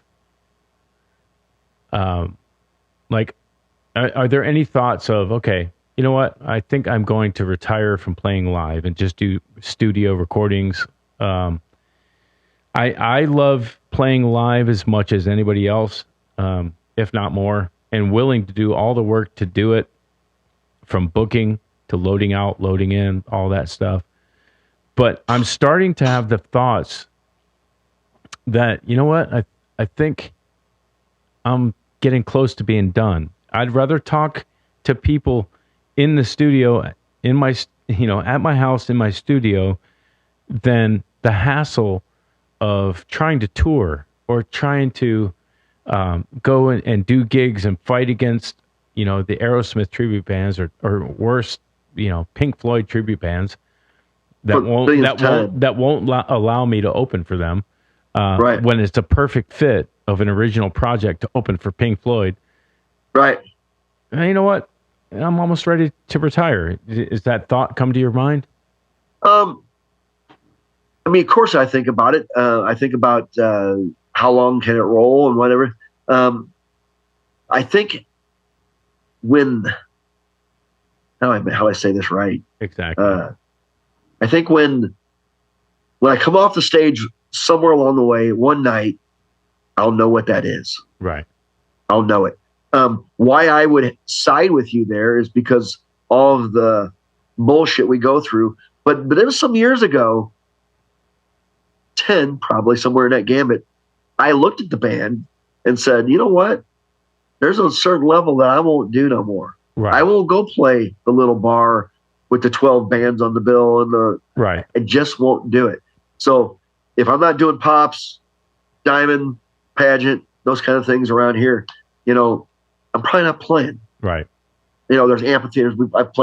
We've been blessed to play at the amphitheaters, and last year we were out at Chesterfield Amphitheater, that kind of stuff. That occurs, I'm in. Right. But just to go play the corner bar, you know, I have no desire. Yeah. Zero. Yeah. My litmus is I have to have an elevated stage. I have to have a drum riser. I've got to have proper lights and proper PA. If it's not that's a given. Otherwise, I'm not coming. If it's not that, it's like, man, I'm all right. I'm doing a venue a favor, and there's only a couple of those in the bank. That's a fact. You know, and why again am I doing it? You know, am I doing it because of the fans? Or is there anybody going to be here, or am I just doing this because it's a gig? Yeah. And if that's the case scenario, I'm not doing the gig. Yeah. Yeah. The performing live magic is, you know, that's the thing I fight against, because I really, you know, one of my bands is very loose and improvisational, and some real magic happens there. One of my other bands, we've been together 17 years. It's boom, boom, boom. It's written in stone like Moses' tablet. And then my other band is totally synced up with lights and video and all this stuff. And it's the performance of getting it perfect, which you'll never play a show and come off the stage and go, I hit every note perfect. It was perfect. Yeah. And do you play golf? No. Okay. If you played golf, you would understand that you could have, there's 18 holes in golf. You could have 17 really shitty ones. But on number 18, you birdie it, and you had like 3 great shots and an amazing putt, and like, I'm coming back next week. That's gigging to me. It's like, I get it. You know, it's like my goal is to go out there and put on a perfect show every time. Yep. Sure. With a rolled ankle, with a bad knee, whatever you got going on. Right. And you never will. So it's always all right, I'm coming back. The next show is going to be the next show. Yep. And now I'm starting to take, you know what? One show a year. I'm good. You know what I mean? One show. Yeah, I get it. I mean, well, again, in one area, it's hard to play a lot of shows without burnout. So, I mean, we're probably good for 6 in this region. Yeah. A year around here, and then we get up to Chicago. Yeah. A few places like that. Still, Kansas City. You know, blah blah blah, that kind of stuff. That gets us out a little bit, but I agree. Hey, what do you do? Outside of music, what do you do for a living? So I own I own artistic decks. Oh, cool. What is that? So that I build a lot of decks. I don't personally, but my guys do. Mm-hmm. I started 25 years ago as a sidebar. Nice. Just to have some additional money. Yeah. And I've always had some form of business of some. I've always been an entrepreneur. Yeah. So it was easy. It worked. It went on, and all of a sudden, it's 25 years later. Makes good money. It's easy for me in the overall scheme of things. Yeah. I don't physically do anything. I just sell the work. And design. Do you design? I create it all. Yeah. What's the top seller of like deck railing? There was a period recently where it was like the cables as your pickets. Yep. And what's the latest? So I use a product a lot called Westbury. Oh, it's aluminum rail. Okay, looks good. Has a drink top on it. Yeah. Cables in the Midwest up here they sell them, and some companies use them. I don't, and I'll tell you why. Because I tell the truth. So when I'm in somebody's house and they go, "You put in cable rails," I go, "Yeah, but you're going to initial here, here, here, and here," and they go, "Why?" I go, "Because Well, what was the temperature when we got up today? Expansion, 28. contraction. That's exactly right. Right. So it's back and forth, back and forth, back and forth, back and forth. So it always is loose. Nothing's ever tight on them. So even they make this one where it's got an adjustable crank and it moves on its own. But again, how long does that work inside the system before the little piece of plastic in there breaks? Dude, hey, you need to invent the Floyd Rose of cable of deck railing. That's cable rails, spring loaded, right? And right. Once you get it balanced, you can play the open C chord on all the strings. Yeah, right. No, it's just one of those things, man. That it worked real well for me, so I kept doing it. Yeah, well, that's cool. What are your thoughts on the Trex, the composite boards? I think Trex is the biggest name.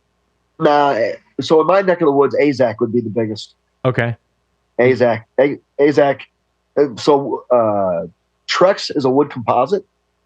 I prefer to use the PVC boards. Okay. And that's the AZAC board. It's a more stable. More stable. Yeah, definitely it'll last longer. So know this. AZAC owns TimberTech. Are you familiar with TimberTech at all? No, I don't. TimberTech is basically a wood composite as well. Right. So AZAC, largest manufacturer of PVC products in the world, bought TimberTech, put their poly wrap around the board. So both boards are the same except for the fill on the inside, right? And the one has a 30-year and the other one has a 50.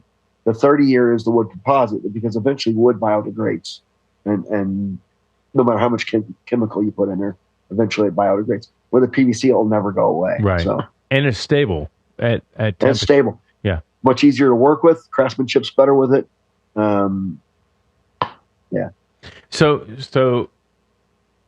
opposed, aside from say pressure treated deck board, the composite's going to be a better product. Yeah, definitely. The composite's going to be better than a regular treated deck board, and the PVC is going to be a little better than that. Right. Well, that's awesome.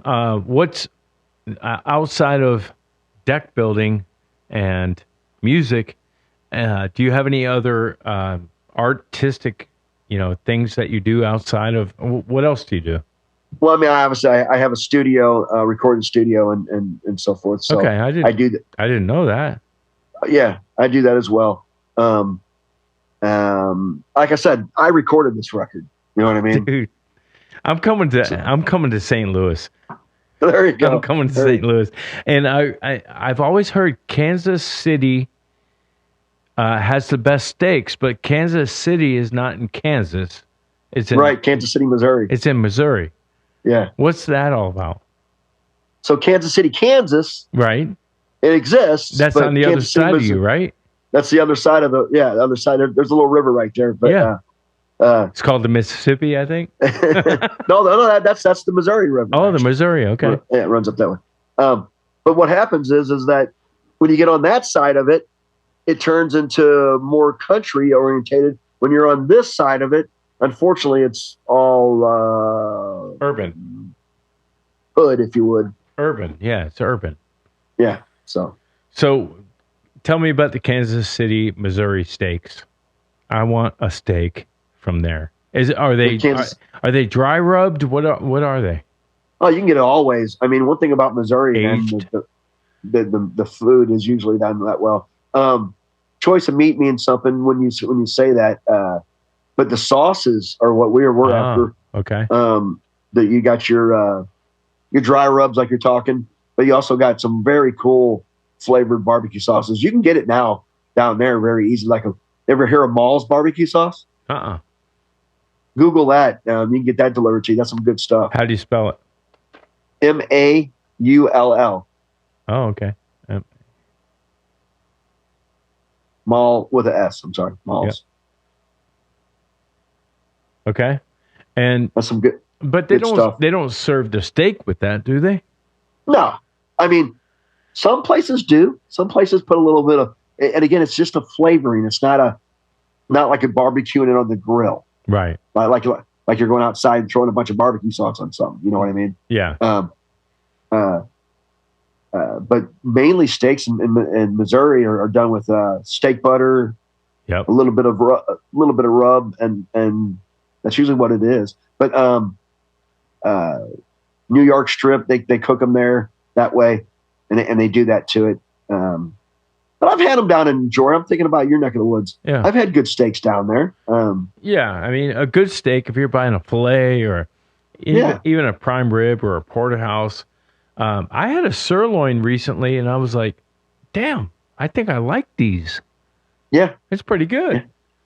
Yeah. You get the right piece of sirloin. It can be really good. Yeah. No doubt about it. I'm a steak eater. I eat steak probably twice a week. So. Yeah, dude, I would eat steak every day if I know, right? that was the option. But Yellowstone, the series. Yep. 1883. Yep. 1923. Or the show Deadwood. Like, all of those shows pushed through the Midwest, which essentially is the Arches, right? Is that the whole thing about St. Louis? Arch. Everybody, the Arch. Oh, yeah, Arches would be McDonald's. Yeah. But cattle was like pushed, like herded all the way through. So eating steak has been a mainstay throughout the U.S. history. Oh, sure. Why is it that steaks are so good in the Midwest? I think it's you have a lot more grass-fed beef. Right. A lot of you can actually, like, I buy all my beef from a farm. Wow. I don't go to the store and buy my beef. So you get a side of a cow? I get a third. A third. Yep. Okay. Yep. And what is a third? Would you get like quartered, halved? How's that? So I'll get a certain portion of it ground beef. Okay. To make all my stuff with. Yep. Then I'll get the fillets cut. Then I'll get the ribeyes cut out of it. I'll get some flank steaks because it's good for lots of different things, you know. Yeah. So the biggest difference is if you get that kind of cow, it doesn't have any of those preservatives in it. It doesn't have any of them chemicals in it. Yep. Any of that stuff. And it hasn't, it's always juicy. Always juicy. Yeah. No matter the cut. No matter the cut. Right. That's right. Right. Yep. So and that's what I do. Yeah. Then it's up to you to cook it right. Yep. That's exactly right. How do you cook? Usually on a grill. Sometimes I'll cook it in the stove. Yeah. But mainly on a grill. We do the big green egg here. Do you? Yeah. A lot. I also do the, have you ever cooked a steak in the, cast iron?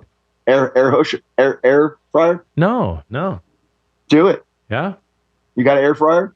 I don't. My wife might. I don't. Well, ask her because I'll tell you what. I'm kind of health conscious a little bit. Yeah, so, me too. And I want to eat right.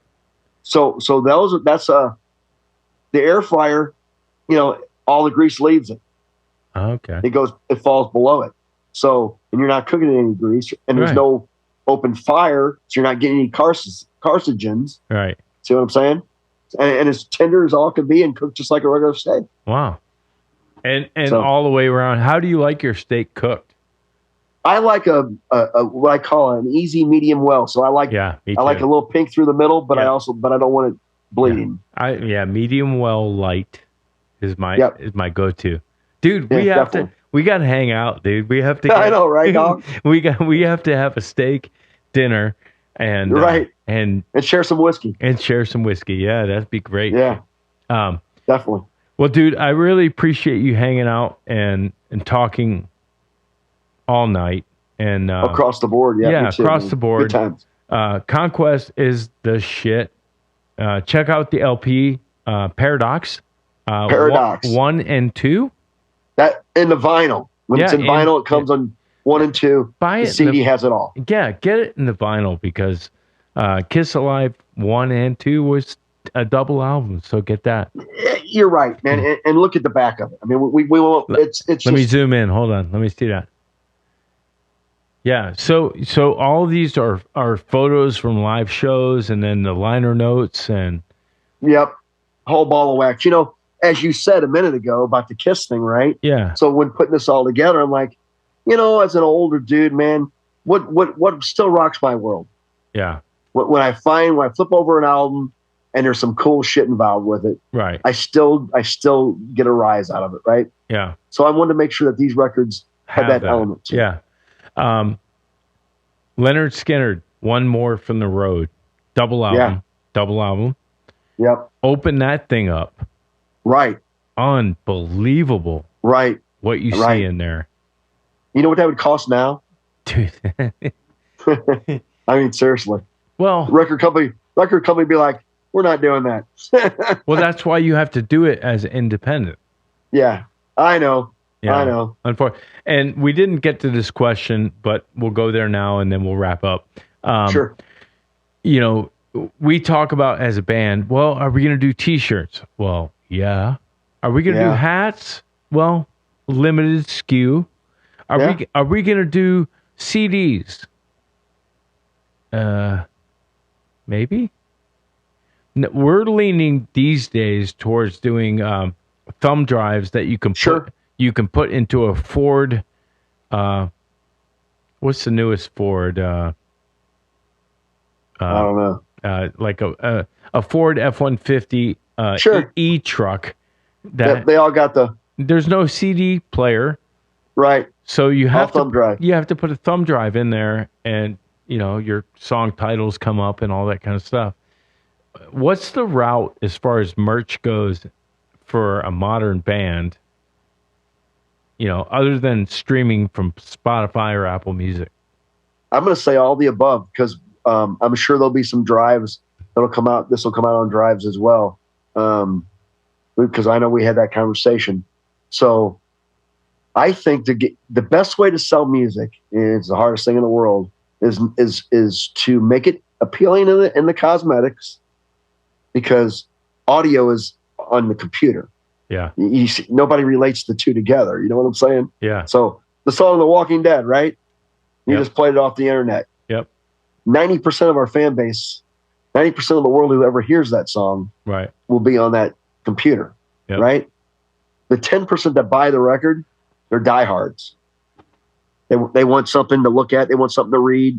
They don't care that it's just a song. Yeah. So you got to get those people. That's you and me, older guys.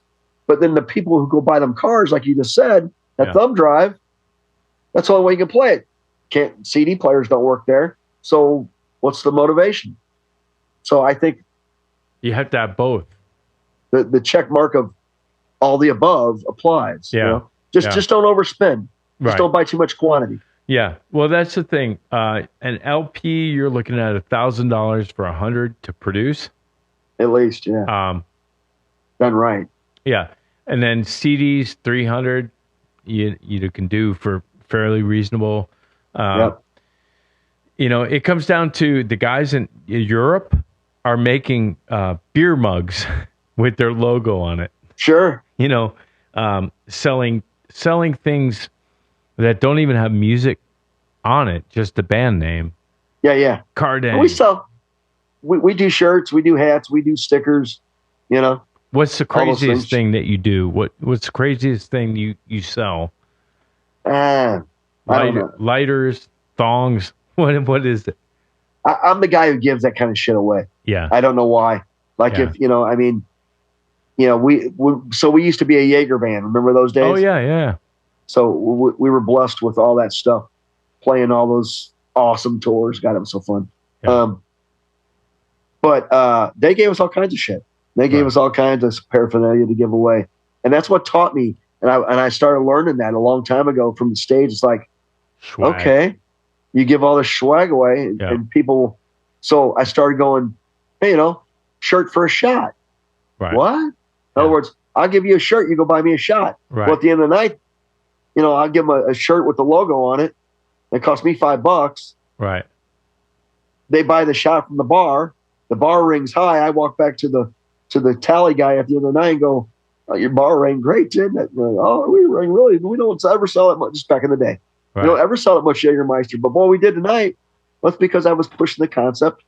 They would run right up to the bar and get a Jaeger shot. Remember What were they? Jaeger bombs. Yeah. Remember the Jaeger bombs? Yeah. Unfortunately. Yeah. Don't we all? Right. My head still hurts. I know, right?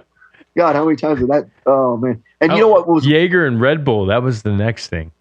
Yeah, that's what I'm saying. And do you remember ever? Because I do. You ever remember the moment when you were drinking the Jägermeister, the bombs, Jaeger bombs with the Red Bull and all that? Yeah. And you knew as you were drinking that last one that was a big mistake. Yeah. Yeah. Because I remember them, man, many a times. Yeah. We were playing in Kansas City at the Beaumont with what's Corey Taylor's band? Not Slipknot, the other one. Dude, I don't know anybody. Corey Taylor is with I know the name. Yeah. I'm drawing a blank on the band. He is from he canceled a show recently 1 month ago. Slipknot, Corey Taylor. Yeah, but he's got another band too. Okay. And it's more of a hard rock band. CMF. Let's see. So how does that happen? How does a guy go from Slipknot to? Because he can sing, and he wanted to sing, not only scream. So right. I kept thinking the name of the band, though. I'm drawing a blank on it. Tour dates. It's just Corey Taylor. Well, maybe he's just going by that now. Yeah. It was Corey Taylor. Anyway, him, Typo Negative. Oh, yeah. Typo Negative was awesome. It was those guys, Typo Negative. Stone Sour, Kings of Chaos, Junk Beer, Kidnap Band. Those are the bands that that he's got listed on Wikipedia. Currently working. What was the first one? Slipknot, Stone Sour. There we go. Stone Sour. That's what I'm talking about. Yeah. He had some hits with that band. Anyway, we're there, and it's at the end of the night, man. It's Jaeger, fest all the way around. It's a Jaeger tour. Yeah. And Corey Taylor doesn't like the AC to be on in the club when he plays. Yeah. It's August. Oh no. 100,000 degrees in there, man. Yeah. And we're sweating, and the girls are taking their tops off. We're up in the Jaeger booth, and then we're just pouring with sweat. And I looked at my guitar player, Mike, and I was like, you know what? He's not too fucking stupid after all, is he? Right. Right. Yeah. All these girls are taking their tops off, sweating, you know what I mean? Yeah. I mean, a hot club and a tight, packed, hot club creates an environment of chaos, of boom, it's college. Like, it's like college again, and everybody's just nasty, sweaty, and shoulder to shoulder. And it's a mess, That was the first night, too, because we played 6 nights on that one. And we're starting out there, and we're up at the bar. We played and watched Typo and all that. And actually, I was doing a couple of drinks with guitar player. I can't remember his name from Typo. And I go, is it getting hot in here to you? And he looks at me and goes, it is. He goes, you better get used to it. I go, for what do you mean? He goes, next 6 nights are going to be like this. I'm like, why? And he goes, because he don't like the AC to be on when he's playing. I'm like, that's crazy. You know what I mean? Yeah. August. Yeah. Yeah. Well, I mean, again, it comes down to creating an environment of chaos. To capture the energy of what's going on and making it chaos. Yeah. He did. And that's the point of doing that kind of thing. But 100%. Well, man, I appreciate you coming on. My pleasure. When will Paradox 2 come out? They'll come out at the same time. Oh, wow. So 1 and 2. It'll all come out at the same time. Okay. It'll come out April 19th via Dark Star Sony. Gotcha. So pretty, excited about all that good stuff. That's awesome. Like I said, CD, vinyl, 2 vinyls, and 1 CD. So perfect. All right. Well, tell everybody where they can find everything Conquest. So obviously everywhere there is Conquest, everywhere. And, Spotify, as far as your downloads, any download, it's there. It'll be there. Right. It'll be available in most likely your local record store. What I mean by that is if you're looking for the band, right, you walk in and go, hey, you got the new Conquest? There's probably not going to be just sitting there on the shelf in any little record store. It probably won't be. right. But in your main fixed record store, it should be 1 or 2 copies there. All right. Awesome. So awesome. Well, hey. ConquestMetal.com also. Okay. ConquestMetal.com out of St. Louis. And then Derrick, man, appreciate you coming on and reaching out to us and having a really fun time chatting. Back at you, my friend. My computer's going to shoot itself here, so we better jump. Mine too. Mine just did, actually. I have to check it. But we'll catch you on the next one, and keep me posted on all the new stuff. Back at you, my friend. I will, and I look forward to seeing us. All right, brother. See ya. Talk to you later. Bye. Yep. Bye.